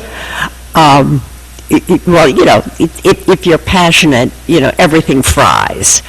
But anyhow, to Liz's remark is, I'd like you to look at the procedures for intake, and you will see that there is a very easy way to just draw a line from where it should get referred to the Civil Rights Commission. As the procedures now exist, the process is in the Human Services Department way too long. And that's where it's too much judgment is applied by the Human Services Department about what to offer and what not. That should be a more public commission. So as I said, intake is intake, but then it should be referred very quickly to the commission itself. As the procedures now go, you'll see that it looks as though they're trying to aim to avoid the Civil Rights Commission. Just look at them. It's just way too long and way too much. And the perception of anybody reading that, in the immortal words of Chief Sutter, perception is everything. The perception is that this is being done by the government, not by a committee or commission of the government. Okay. Is there anybody else thank you for that. Is there anybody else who'd like to speak before we close things down? Okay. I don't think this is quite as bad a sticking point as it may appear to be. I mean, obviously, you don't want private citizens running around doing a process that the government doesn't even know what's happening, and they've got the government label on them. That would be a nightmare. I mean, I would go nuts if I were Mark and that were happening. So there does have to be an intake form filed, and it's got to be filed with the Human Services Commission. But that doesn't mean that this particular citizen has to walk through the front door of City Hall. Anybody, at least in theory, a member of the Human Rights Commission could come in, get the form, take it to the person who's intimidated, have them fill it out, and the citizen themselves sign it, and someone like me walks it back to the front who's not intimidated by anything, and it seems like you have what everybody needs. The scared citizen doesn't have to walk into City Hall, and the city's got a formal intake form that they can process, so there's not a three-ring circus going on that they don't know about. Yeah, Tony, come on up.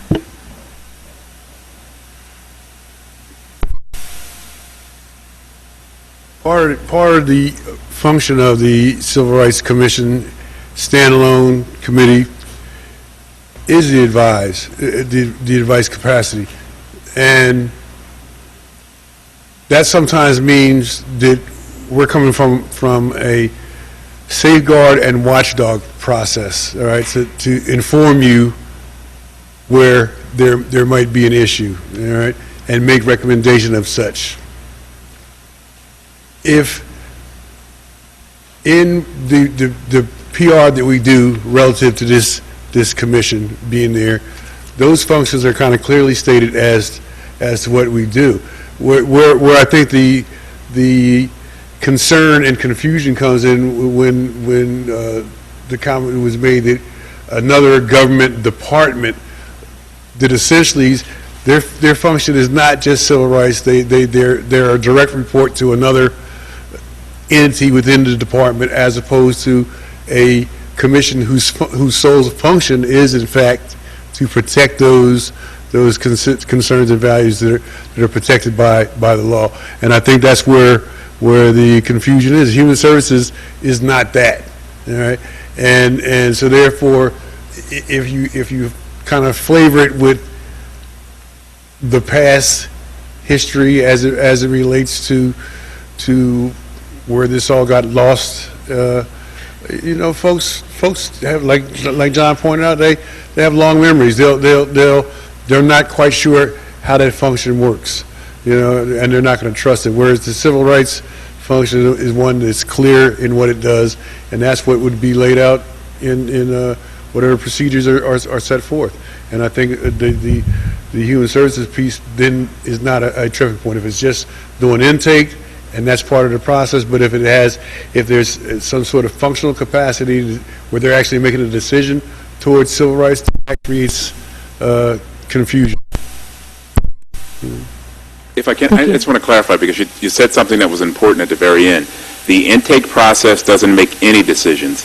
The only thing the intake process does is take the complaint and do the initial fact-finding, which is, and I'll use an example, someone indicates they feel like they were discriminated when they went to a facility, they couldn't use the facility. The Human Services Director will contact that facility to get more information about what happened and just report that back to the individual and say, look, in order to use this facility, here's the things you have to, this is what they said. You need to be on the list in order to use the facility. If the person still feels aggrieved, then she just forwards. All she's doing is fact-finding and saying, here's what I found. And during that process, a lot of times what happens is you resolve the issue because the other party may not even known that the person felt discriminated against and may say, look, let's resolve this issue. I apologize. I'll do X, Y, or Z to fix the problem. But she's making no judgment whether it's right or wrong. She's simply providing the information of reaching out to both parties and making sure they go through the process. It's really an administrative function, not a judgment function at all. Well, I get that, and I think the way the procedures are written, much like they pointed out, that's not real clear. So it seems as though the decision as to whether this can be forwarded is being made in this intake process as opposed to. Oh, yeah, sorry, Lance reminded me, we can't hear you, and your comments will not be memorialized unless you say it in the mic. No, I understand it, but as Ms. Bates pointed out, that's not clear in the way the procedures are presented. And so therefore, it seems as though, along with this intake, I'm making a decision as to whether or not this would be even forwarded along to civil rights. All right. Also, in not only in the procedures, but in the ordinance itself, there's a report process, even. And part of what Councilman Lieberman had even expressed is a concern that anyone that comes in making a civil rights complaint, whether that resolution came from the fact that I made a call and got some information during this fact finding, that has to be reported up. So when the commission is making a report back to the mayor and council, there's this information that's available. That was part of what was not quite clear in the way the procedures were also.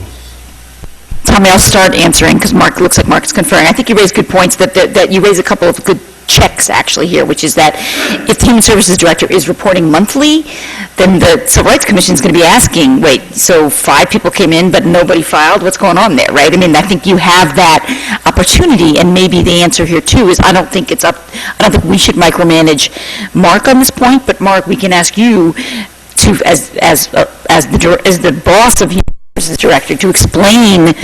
She's not here to hear this, but to explain sort of where we've landed, that to confirm that this is not a gatekeeping, this is a processing, and I think that's the point Tommy's raising, right? There's not discretion, this is a processing, because in addition to what you said about the processing, I think also an important role, that the reason you want it centralized and handled appropriately is that it's also about advising the complainant about their rights and making sure that you're protecting their rights, because I think we're all so conscious of making sure somebody's understanding the process and their issues. But so it seems to me that there are 2 checks here. One is, Mark, how this is implemented by you, as how this is communicated, and also then Civil Rights Commission, this monthly reporting is tracking it. And then, like any commission, you, advisory to the council, would be coming back to the council and saying, we have concerns, or it's working great, right?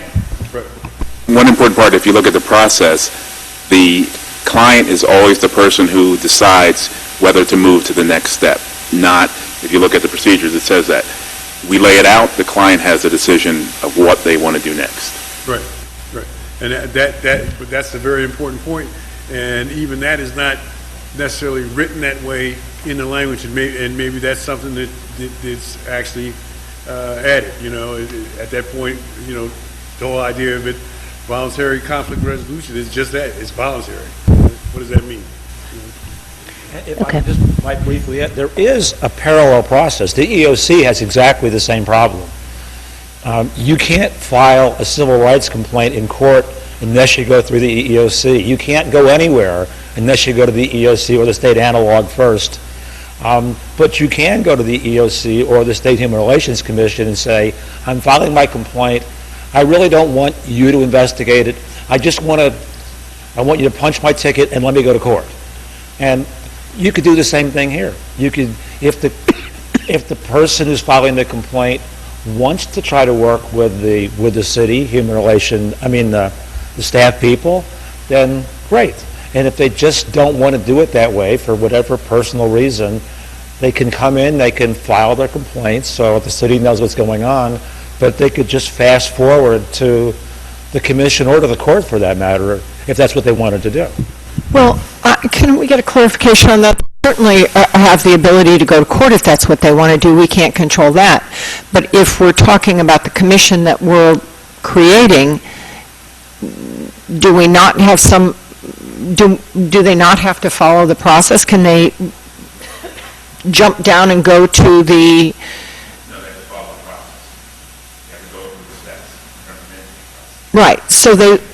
Right, so I'm sorry, it's hard for me without having your process up any longer, but, so I don't think you're quite right, Lou, that if they want to go to court, they can go to court, but if they want to come through the commission, they're going to have to follow our process. I just want to let Ms. Krummeler make her point and then... Well, I have a suggestion that, now since I've been waiting to speak, the conversation has gone a little different direction, but back to what I feel may be the concern of some of the commission members in that there's like a gatekeeper from them, and I am looking right at the policies and procedures, and it says, the person shall first contact the executive director of the Human Services Department who will offer intake services. And I would like to say, I wonder if it would be possible to put something like, or if a person has contacted a member of the commission, that commission will facilitate the connection with the Human Services Director, or something to that effect, so that it gives the message to the public that their first contact could be with a commission member, but the commission member must immediately go to the director. I don't know if that would help. I just wanted to know if that would, Somebody has to tell the city, file a complaint with the city, or it's going to be chaos. Well, no, I understand that, but right now, it's somebody, like, if somebody in the community, if they're reading this and they're saying something's wrong and they're intimidated, which is what I'm hearing of people, going, they don't want to come through this building, and they might know someone on the commission or so, I don't know, I'm just thinking. I'm really trying to agree with you, Jenny. Okay.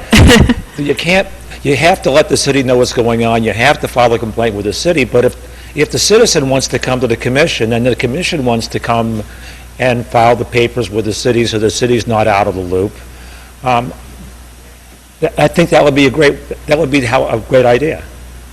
We're not trying to keep the city in the dark. I don't know if that satisfies the...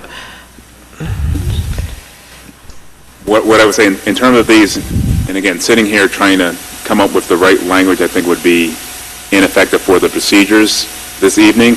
But I understand the concept. What I would suggest in terms of this, that's just wordsmithing, kind of making it, and I think we can do that, and that does not necessarily have to be accomplished this evening. I wouldn't want to agree on some language kind of this late at night and not know the implications of it. I understand the point, and I think we can go back and kind of take a look at that and work through that language.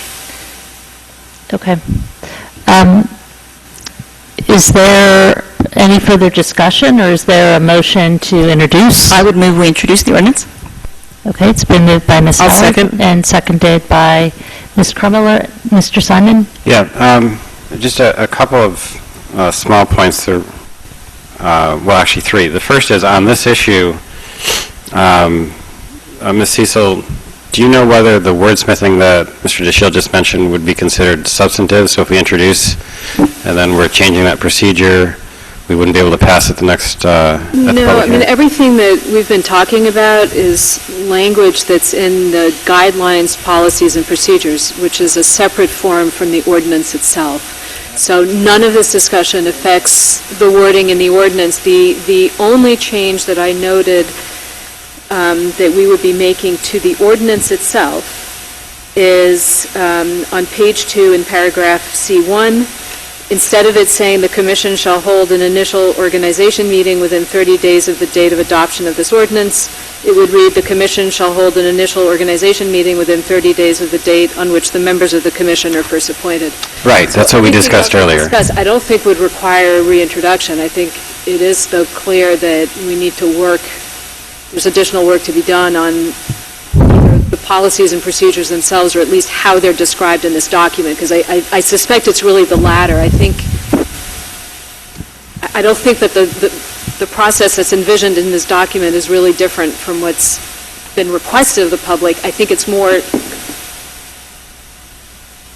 how it's actually described that may be creating the confusion. So that's the wordsmithing that I'm not comfortable doing it. Can I jump in with something real quick here? Can we also, I noticed they have to file minutes. Can we stipulate some time limit by which the minutes would have to be filed? I guess I don't want some of this stuff festering there's a lot going on and we don't know about it in a timely fashion. I guess they would need to approve their minutes at their next meeting, but can we make sure that the meetings that we're never more than 30 days behind? I guess one of the questions I would have is, do you have a similar requirement for all your other, I'd want to keep it consistent with all your boards and commissions. We've been pretty loose, but she's suggesting we should be tightening it, and I agree. Oh, we should be tightening it, particularly on an issue like this. It's advisory to the council, and the council's requesting it. Well, I would also say that there's going to be a liaison from council, so I we know, could but also when do have- we ever hear those reports? I mean, come on. We're just not getting the information flow that we... Joe, I think there's two answers to your question. I think the first, or there's two parts to my answer. The first is, yes, I think that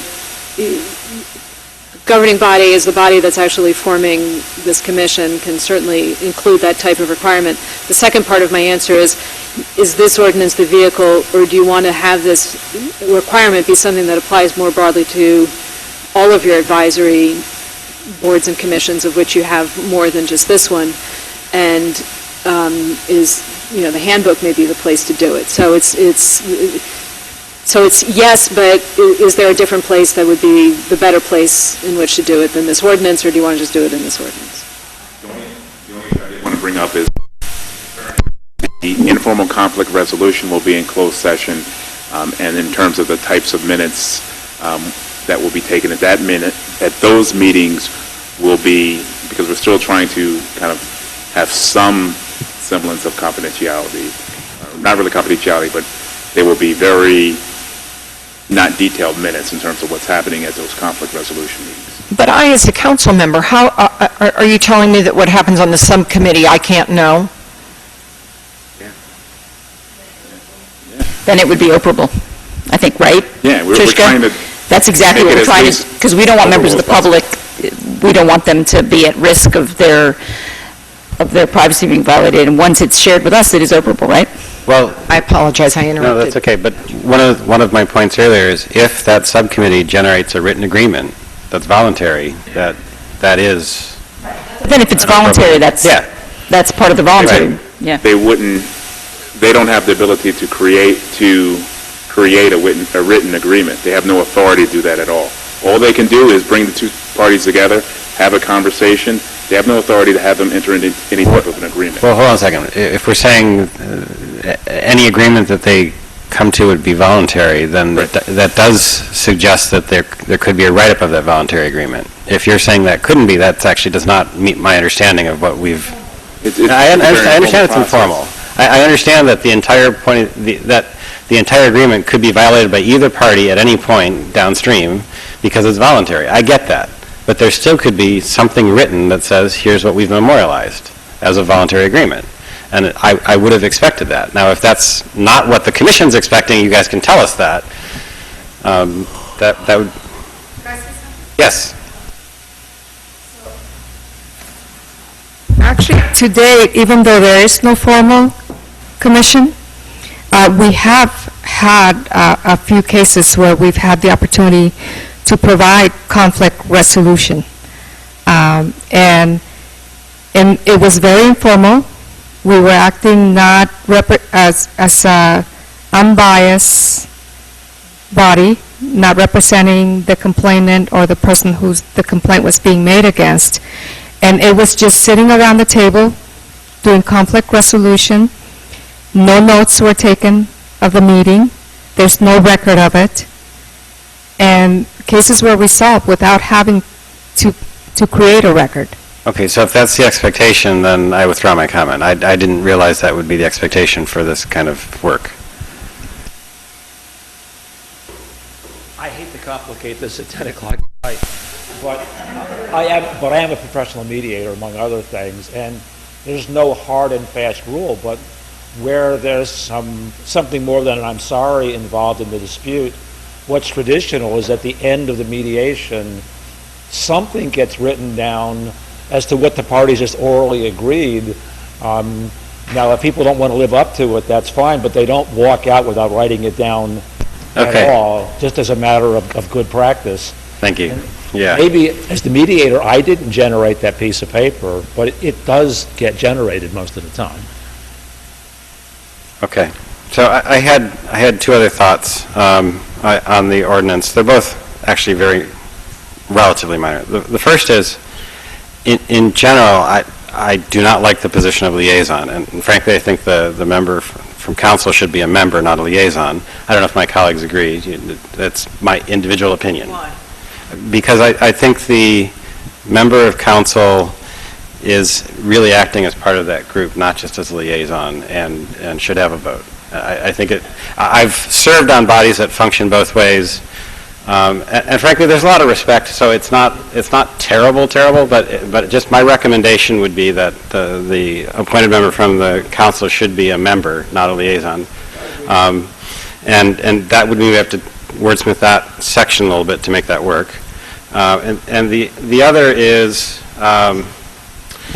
in section, what is this, 1D1? But wait, can we go back to that point, because I want to hear if other people feel that way. All right, so okay, so right now I'm commenting. We can all sort out whether we agree or not, but let me, so that's one proposal for consideration. All right, the other, which is really minor, technical, but I think would serve in terms of downstream solving a problem, would be in section 290B D1. I think that's right. Yeah. Okay, so where we're talking about the objectives of the commission,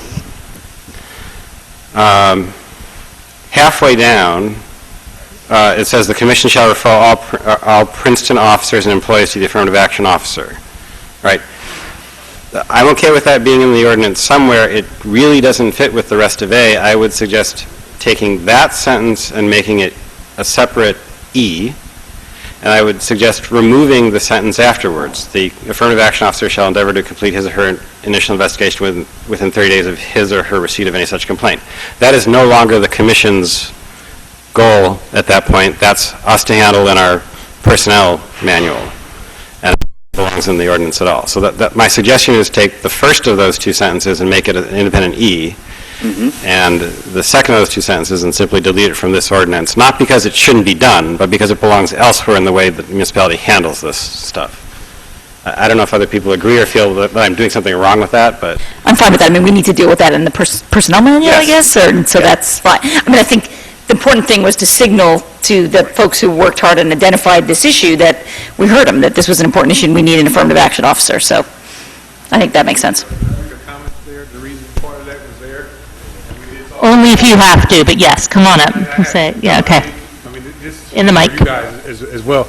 Part of the reason that's there, Mr. Simon, is because if anybody should choose to take it to court, civil rights you don't want to be you don't want to be violating their civil rights because they're on that 180 clock that Mr. DeShields pointed. And that's why that 30 days was there. So if somebody should decide to take it, I understand that, but I'm not saying we shouldn't have that in our policies. I just don't think it should be part of this ordinance because it's not talking about the commission at this point. It's talking about the affirmative action officer, and that is really a separate.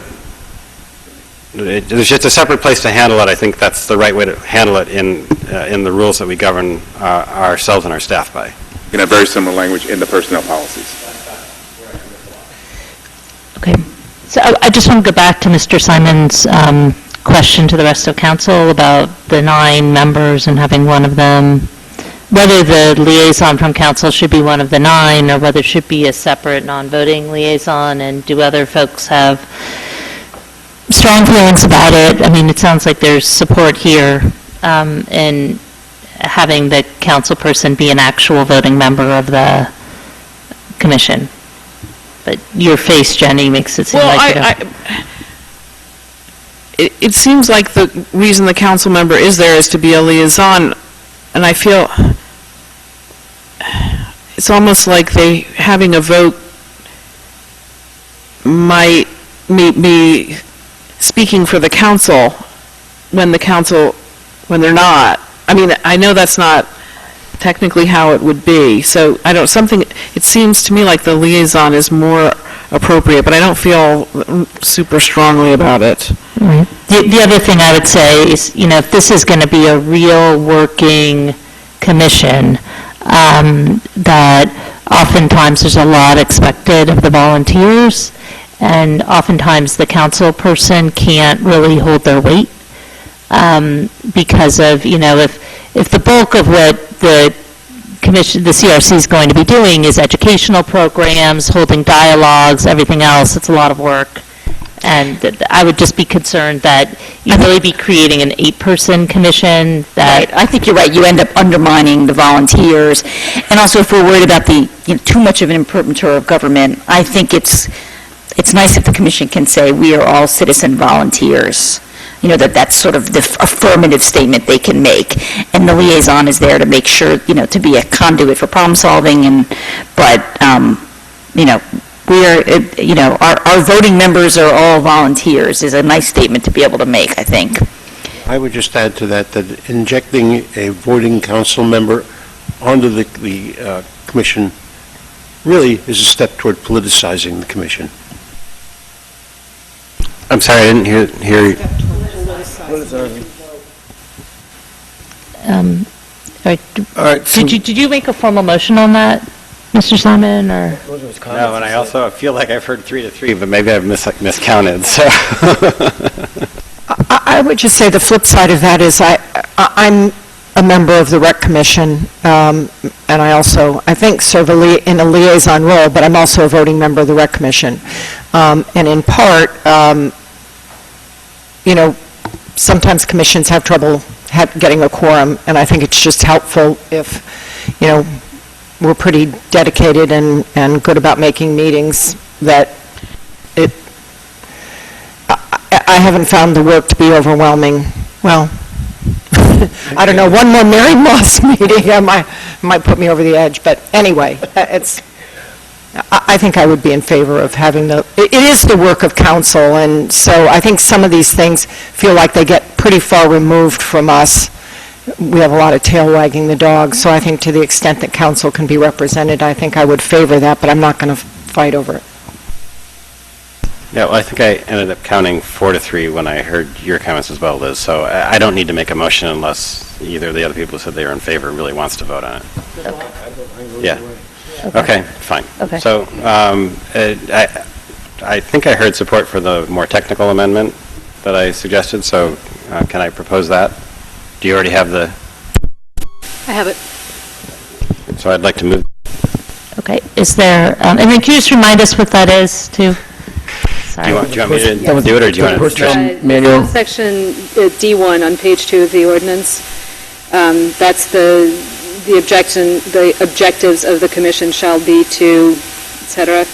There's language in there, the commission shall refer all Princeton officers and employees to the affirmative action officer to initially counsel and investigate all complaints of discrimination involving such officers and/or employees in accordance with Princeton's policies and procedures. What Councilman Simon requested is that that sentence be made an independent subsection E within Section D1, and then that the following sentence, the affirmative action officer shall endeavor to complete his or her initial investigation within 30 days of his or her receipt of any such complaint, that sentence be struck altogether. Okay. I'll second that. And Tommy, I think that addresses your concern because it keeps the affirmative action officer in there. It just removes the more processy point. Right, and it also gives the municipality flexibility downstream in terms of handling how our affirmative action officer actually does his or her job. Right. Madam Clerk, please call the roll on the amendment. Ms. Howard? Yes. Ms. Crum-Miller? Yes. Mr. Miller? Yes. Mr. Liverman? Yes. Ms. Butler? Yes. And Mr. Yes. Simon? Motion carries.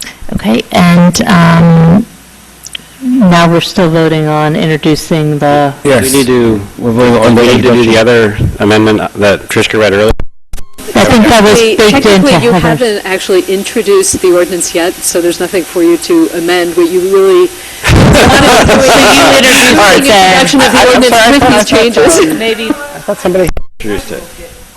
Did, and I have Jenny that, Heather seconded and it. Jenny. It was moved and seconded. We haven't, Right, so we're amending before we vote on the final introduction. so what you're really doing, you're going to want to introduce the ordinance with the changes that As amended. you've discussed, because it's... Does that mean you don't want us to vote on it? You just want us to say it? Or do you want us to vote on it? Whichever way you're more comfortable doing it. Okay, Can we take another vote to be clear? No. I'm really not trying to overcomplicate things. I was trying to simplify them, but I think the way you'd like to do it is absolutely fine. All right, so fine. I want to introduce your amendment, but could you please reread it back to us so that we know it's clear what we're voting on? The change about when the commission has to hold its first meeting, yes. So this is in C1. The commission shall hold an initial organization meeting within 30 days of the date on which the members of the commission are first appointed, and shall meet thereafter for purpose of organization, et cetera, which is how the rest of it is phrased. As opposed to, want me to go back through that? No. No, That's I'm fine. just saying, I've introduced, I'm sorry, I'm moving that. Second. Okay. And is this vote now the one that's introducing the ordinance with those two changes? Let's vote on the change and then vote on the We'll vote on the overall. whole thing. All right, just to be clear. All right. Wait a minute. What is, they're going to meet 30 days after the, After appointment. after they're appointed in January? Okay, great. Yeah. Madam Clerk, please call the roll. Ms. Howard? Yes. Ms. Crum-Miller? Yes. Mr. Miller? Yes. Mr. Liverman? Yes. Ms. Butler? Yep. And Mr. Simon? Yes. Motion carries. Okay, and then yes, but that's already been moved and seconded, so, I just have one more comment, which is the concern on the process raises a concern for whether we should go forward or not at all. But I'm assuming the answer is yes, we should go forward, and the people who have worked on this should have a chance to work on the process with staff and with representatives from companies, see if there's a way to get it to a point where we're better aligned. Well, As opposed to tabling it and having a potentially indefinite delay. Well, I mean, I wait think a those are minute. two options, right? So, Is the process, are we approving the process, the process is not part of the ordinance, is what? Correct. Correct, but, you mean... It's not part of the ordinance, but we're obviously simply we doing didn't, but we wanted to we- be disclosing it, right? And in terms of the changes to the process, and I think we're both saying the same thing, both us and the commission are saying the same thing. It's a matter of just wordsmithing this so that it's clearer to everyone what we're saying. that's fine, but what happened tonight caught me a little bit by surprise, because either people hadn't heard it or they were not on the same page, and to me it felt like a bit of a big deal. I'm hoping that we are not as separated in terms of perspectives on the ordinance. We might not be, I'm pretty clear from some of the discussion, we're not going to be able to fully resolve everything in the direction that everybody wants, because we're basically handcuffed by state law. Right. But I would hope that there'd be some conversations to see if there's any way that it can get a little bit closer. between now and the public hearing. Well, I think it has already in this meeting. Yes, but I don't think this meeting's enough. I think if you come back with some wordsmithing and that's it, without further dialogue between now and then, I think that would be a failure in process. okay, but can I just say that when we come back for the public hearing on this, whatever that process is ought to be resolved, so within the next 2 weeks, because that may impact how I feel about voting either for or against this, depending on what the process is. I'm going to support it tonight because I've heard a process that may not be perfect, but I think that people can live with. But if the process is going to be changed considerably before the public hearing, that may impact how I feel about it. Right, but it's more important that we hear all about that before the public hearing or at the public hearing rather than... I think your point was well taken. So unless anybody has any more comments, Madam Clerk, can you call the roll? So it's being introduced as amended. Ms. Howard? Yes. Ms. Miller? Yes. Okay. Mr. Miller? Yes. Mr. Liverman? Yes. Ms. Butler? Yes. And Mr. Simon? Yes. Okay, motion carries. All right, the ordinance has been introduced, and the public hearing for this ordinance will be on October 24th. Thank you. All right, thank you, everybody. Thank you. All right, now we come to our resolutions. The first is 16269, setting ranges for legal fees for boards and commissions. Is there a motion to... I'll move it. Moved by Ms. Howard and seconded by Mr. Liverman. All in favor? Aye. Any opposed? Do you want to say anything about this, Heather? I want to thank both Ms. Butler and Ms. Howard for paving the way for this, and Jenny and I will make sure this gets back certainly to the planning board and to zoning also. That's right, just basically in short, Lee Solo surveyed surrounding communities and found that what we're currently paying for the planning board council is above the prevailing rate, and so we are attempting to bring those rates in line with what is the prevailing rate. Thank you. I guess I should have asked one question. Are there any sort of specialized legal services where these rates are just not going to hold? And Maybe for litigation? Certainly the tax appeal that Martin Allen is handling. Right. I see. So do we need to amend the resolution or I think this is just, I think the resolution just applies to boards and commissions. Yep. Okay, thank you. All right, then. Heather just said something that really is not embedded in the resolution, and that is that these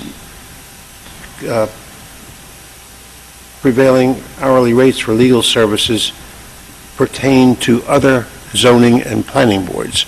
In other words, are derived from other zoning and planning boards. Is that really the case? Oh, yes, Lee had a chart. He called all the neighboring planning boards and zoning boards. And the second question, just to follow up on that, why do you have a lower limit of 150? In other words, are you concerned that we might hire an attorney for less than $150 an hour? Actually, that's a good question. I don't know why we... I think that probably just reflects the rates that were, came back from the survey. Your point is well taken, Bernie, that It really ought to be not to exceed. Right. And Bernie, the real issue, I mean, what we're finding here is that sort of you have the wrong pocket problem, is that the people who are awarding the contract and choosing the vendor are not the people who are paying it, right? And so the planning board is RFPing and bidding out the work and will pick the vendor they want to work with, but we're the ones paying the bill. So we are setting a rate that we think is consistent with the prevailing. And this resolution came at the direct request of the planning board because the planning board chair, because they wanted it as an act of council that this was the range we were setting. So this isn't the actual bidding document or anything, and I think it's just the title's more conveying the range more than anything else. Well, so here's a question. We've actually already voted and passed it, but Councilman Miller's point is well taken, that the lower end of it is a little... I think we can deliver that message in person. It doesn't matter, does it? Yeah. No. All right. It's not going to be lower than 150. Bernie caught us. Resolution voted for 16-270 in support of A114, local transportation aid and delayed I'll move it. construction contracts, moved by Mr. Simon, I'll second. seconded by Mr. Liverman. This is a Liz Moyo bill. All in favor? Aye. Next is 16-271, authorizing changes to personnel manual effective immediately. This was requested by the mail or the GIF. Is there a motion to approve? I'd like to hear from Mr. DeShield what we're trying to accomplish with these changes. Yes. Part of this is the GIF has a program that provides discounts to municipalities who will approve the model handbook regulations. As part of that process, we reviewed what the requested modifications are, and I'll just walk through them so you understand what they are. One is under the first section, we revised the anti-discrimination policy to add information concerning New Jersey pregnant workers and Fairness Act in both anti-discrimination policy and the Americans with Disabilities Act policy. And those are just to reflect the changes in the law. We replaced the communications and media policy with the required policy, which would give us the credit. We had this reviewed by the IT staff. It is substantially similar to what we had in place, but it gives them the language they need to get our discount. In addition, we also have a use policy, which is an addendum to this, which is a lot more detailed than what's part of our policies and procedures. And then the final, the additions to the policies and procedures is one, just a procedure issue of actually putting, it's a practice that we do, but it puts in the idea that we have to, a new employee must fill out your I-9 forms, something standard that we do. That just needs to be part of the policy. The next item is the Open Public Meetings Act regarding personnel policy, which is a policy we follow, just puts it in writing and puts it in our personnel policy procedures. And then the final one is a new policy altogether, which is an employee dating policy, and that simply creates a policy in which if there's someone very similar to our hiring a family member, just indicates that if there is a relationship, you need to report that relationship so we can ensure that there is no conflicts in terms of the person being related is in direct supervision of that person. You know what, your explanation helped give me a little bit of time to think about what my question was about this. In the internet policy, the email policy, it says the municipality has the right to look at the email. I don't have exactly the language. And I think everybody who, uses their work account understands that that's not a private account, and you shouldn't be using it generally for personal business, although I bet everybody does a little bit of personal business on their work account. But I'm wondering when you say, and I think that even employees should have some level of expectation that somebody's not going to be going in and reading their email every day. So I wonder when we say the municipality has the right, who is the municipality? I mean, can I say, I want to see Lance's emails? Can am I not the municipality? And there would have to be a reasonable business purpose for doing that, and that would mean any investigation or need for that information. I mean, there would have to be some rationale for well, but who is the municipality? Who makes those decisions? The administrator is the designee. Me, as the administrator. Is it in there? Did I miss that? No, but Does that it would be say just that? assumed, just under our laws already, that would be assumed. Would it? Well, let's ask Trish. I don't know. My assumption is that the administrator or anybody the administrator authorizes would qualify. Because the administrator, the council has delegated our administrative authority to the administrator. And Correct. so that would flow from Correct, that. but I'm also just checking the policy itself to see if there's anything specific in here. But yes, you are correct.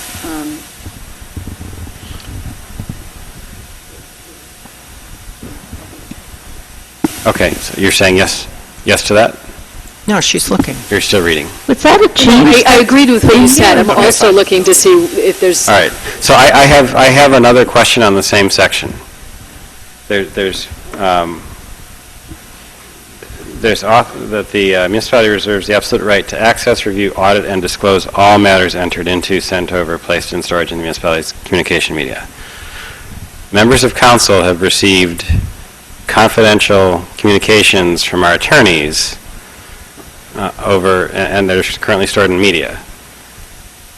Does this mean that the administrator as designee can opt to disclose those without our consent?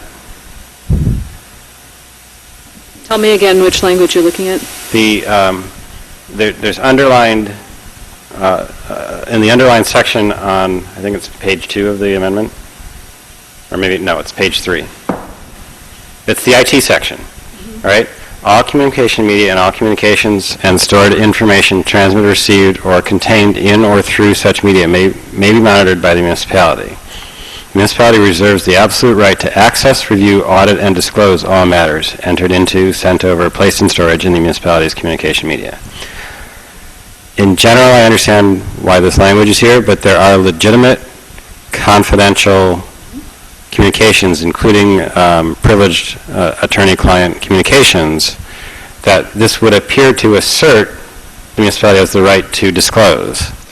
You know, I'd just say, like, given the hour, if people have questions on some of these, I say let's hold them to the next meeting. Wait, I thought we had to pass this by October 1st. Yeah. Oh, we have to pass this by October 1st. Okay. Right, sorry. And I'm sorry I didn't catch this earlier, so I didn't give you a chance to review it. But is this the exact language JIF needs? I think I understand your concern. I mean, I understand your concern. I guess I'm willing to There are vote for- lots of other rules that apply to when attorney-client privileged information can be disclosed that I think, even though you could read this language as seeming to authorize, I guess, like, I don't think it would be applied that way. So your interpretation is this would not override that? I don't believe so, no. I'd be very surprised if it did, and I would not read it as All overriding. right, with that assurance, I'm okay with that language. Are you not? Was that? I'm okay with that. I just want, it just seems odd to me on this municipality that it would be one person's ability to go in and disclose somebody else's email. So I don't know. We'll pass this, but would you just check on that a little further? What really is the mechanism for people releasing? Yeah, I think we can definitely get that clarification. I think that's a Well, good certainly- idea. I would not read this as just one person has the blanket Well, that's- authority to disclose. I think this is more as a warning to individual employees.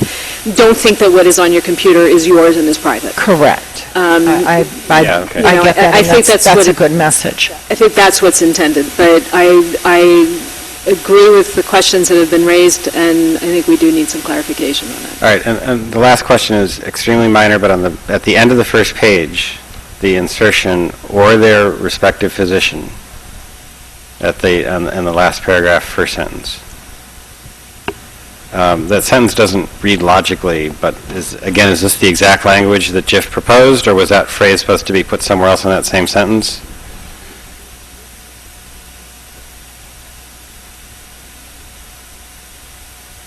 Oh, I think, I have a feeling it's in the wrong place. I mean, grammatically, it would make sense for "or their respective physician" to come after employees. Right, And before before the you words "to identify reasonable reasonably." accommodations, yeah. Right, so four Yeah, that words sentence earlier. does not hang together.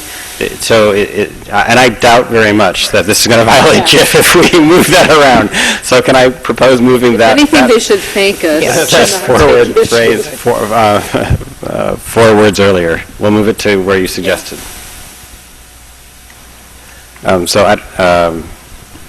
Has this been introduced? Can I propose to introduce this with that one change? Did somebody move and second it? I thought no, it hasn't been. All right. No. All right, so I'm moving it with that one little correction. Okay. And is there a second? Second. I'll second it. Can I say one more thing?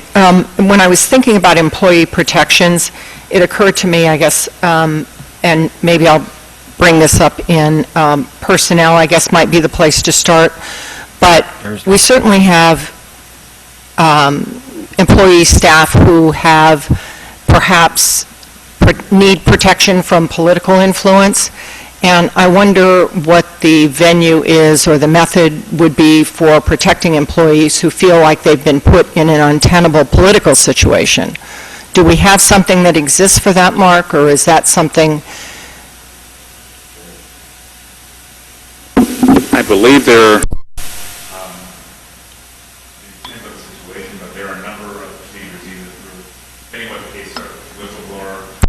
there's whistleblower abilities, there's the complaint process, so there are a number of processes they can go through, and there are multiple avenues for, and I think we worked on this at the beginning of last year, where we provided a number of different avenues in which people can make complaints through the process. So I believe we've covered that, but I can go back specifically. I wonder, maybe we can talk about that in personnel. I would also think that the state conflict of interest law would come into play here, and if we were trying to, any one of us were trying to adversely pressure staff. Why would that be? I mean, maybe I'm wrong. Did you mention the First Amendment? No, I didn't, but okay. Well, but employees... There are also, I mean, yes, there are legal... I understood your question to be more process-oriented, but beyond that, in terms of what procedures we have in place here, I mean, there are also just a lot of legal protections that are afforded to employees to protect them against that type of, retaliatory conduct based on either they're taking a political position or refusing to take one. Do we vote? I think Mr. Solomon moved it. And Lance seconded it. Mr. Lemon seconded it. All in favor? Aye. Any opposed? Resolution passes. All right, next are, I recommend we take them together. 16272, purchase of affordable unit due to foreclosure, 218 Brickhouse Road, block 9801, lot 3.218. For $96,799, and then Resolution 16-273, resolution to purchase an affordable housing unit, 47 Billy Ellis Lane, Block 802, Lot 1.0137, qualifier C047, for $103,182. So moved. Moved by Ms. Butler, seconded by Ms. Krummeller. All in favor? Aye. Aye. Yep. Question, the one resolution says foreclosure, the other resolution does not specify. Yeah, I believe that the 103,182 just couldn't sell, so we're buying it back to put it back on the roll.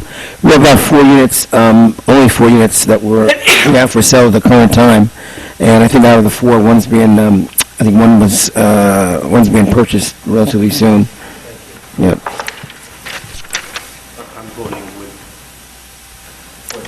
Excellent. All right, thank you. Those both passed. Next is 16-274, agreement with Telemeasurements Incorporated for main meeting room equipment upgrade, New Jersey State contract T1466 for $256,805.25. Is there a motion to approve? Moved by Mr. Miller. Second. Seconded by Mr. Liverman. Any discussion? All in favor? Aye. Any opposed? Passes unanimously. Next is 16-275, authorizing purchase of 911 NICE Inform Professional Recording System, Wilmax State Contract 83921 for $48,094. Is there a motion to approve? So moved. Second. Moved by Ms. Butler, seconded by Ms. Howard. Wait, I have a question, though. Nick, you're still down there. Did we not buy this new equipment when we consolidated? Is this planned obsolescence? We did. This wasn't one of the items that we... This was not? No, this is the equivalent of an 8-track compared to what we have right now compared to the new systems out there, which we're I upgrading thought we'd to. upgraded it at consolidation. All right. Okay. All in favor? Aye. Any opposed? Passes unanimously. Next is 16-276, amended professional services agreement, Miller, Porter, Muller, counsel to the planning board for Avalon Bay appeal, not to exceed $12,500. Is there a motion to approve? So moved. Moved by Mr. Liverman, seconded by Ms. Krummeller. I have a question on this. Trishka, is this the end of this? I mean, this is... It should be unless, I suppose, well, depending on the outcome in the appellate division, could there then be an appeal to the Supreme Court? Potentially, I can't predict. But certainly at the appellate level, that's the end of it. But this is going to cover the extent of this? Yes. This covers costs incurred to date, plus what's needed Plus to the prepare 17. for and attend the oral argument and whatever follow-up. But this is plus the 17 something that we've already spent. Correct. I think a good portion of that was spent at the trial level. Now we're in the appellate division, and I believe that Mr. Mueller has estimated on the high side to make sure that he doesn't have to come back. And what's the update on this? All of the briefs have been filed in the appellate division. Now we're just waiting for them to tell us when the oral argument will take place. Okay. We haven't. There's no date. All right. We don't have a date yet.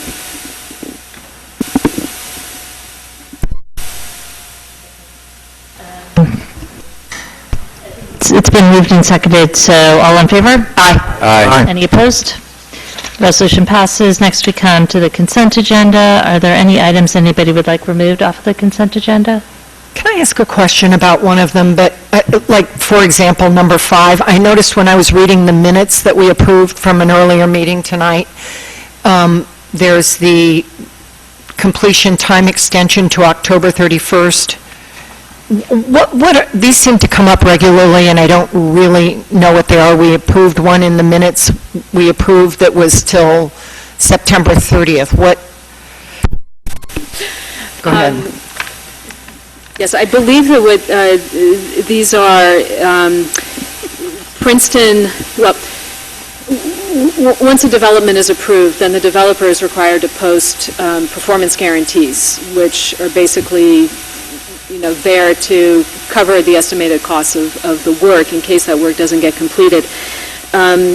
Many municipalities don't do this. Princeton does, and I think it's very smart that Princeton does. Princeton, at that point, builds in basically a deadline to complete the work so that there is a point in time after which they can call in the bond. But, everyone knows these are never really hard and fast dates, but I think that they're really good to have in place so that you're keeping an eye on the progress that's being made, and it does give you a point after which you could theoretically call in the bond. So in these instances, what you will see is extensions of those deadlines to complete the work. It's a fairly ministerial thing. I think, as long as the engineering department is satisfied that the work is progressing, is going to be completed, then they recommend these extensions. I think if they were dealing with a project that was completely stalled, they wouldn't feel the same way. But that's really what that's about. Okay. Are there? I'll move it. Okay. Moved by Mr. Simon. Is there a second? Seconded by Mr. Liverman. All in favor of the consent agenda? Aye. Any opposed? Passes unanimously. And is there a motion to adjourn? Are we going back to closed session? No. No, we're adjourning. Yeah. It's a motion to adjourn by Mr. Simon. Is there a second? Second. Thank you, Mr. Liverman. All in favor? Aye.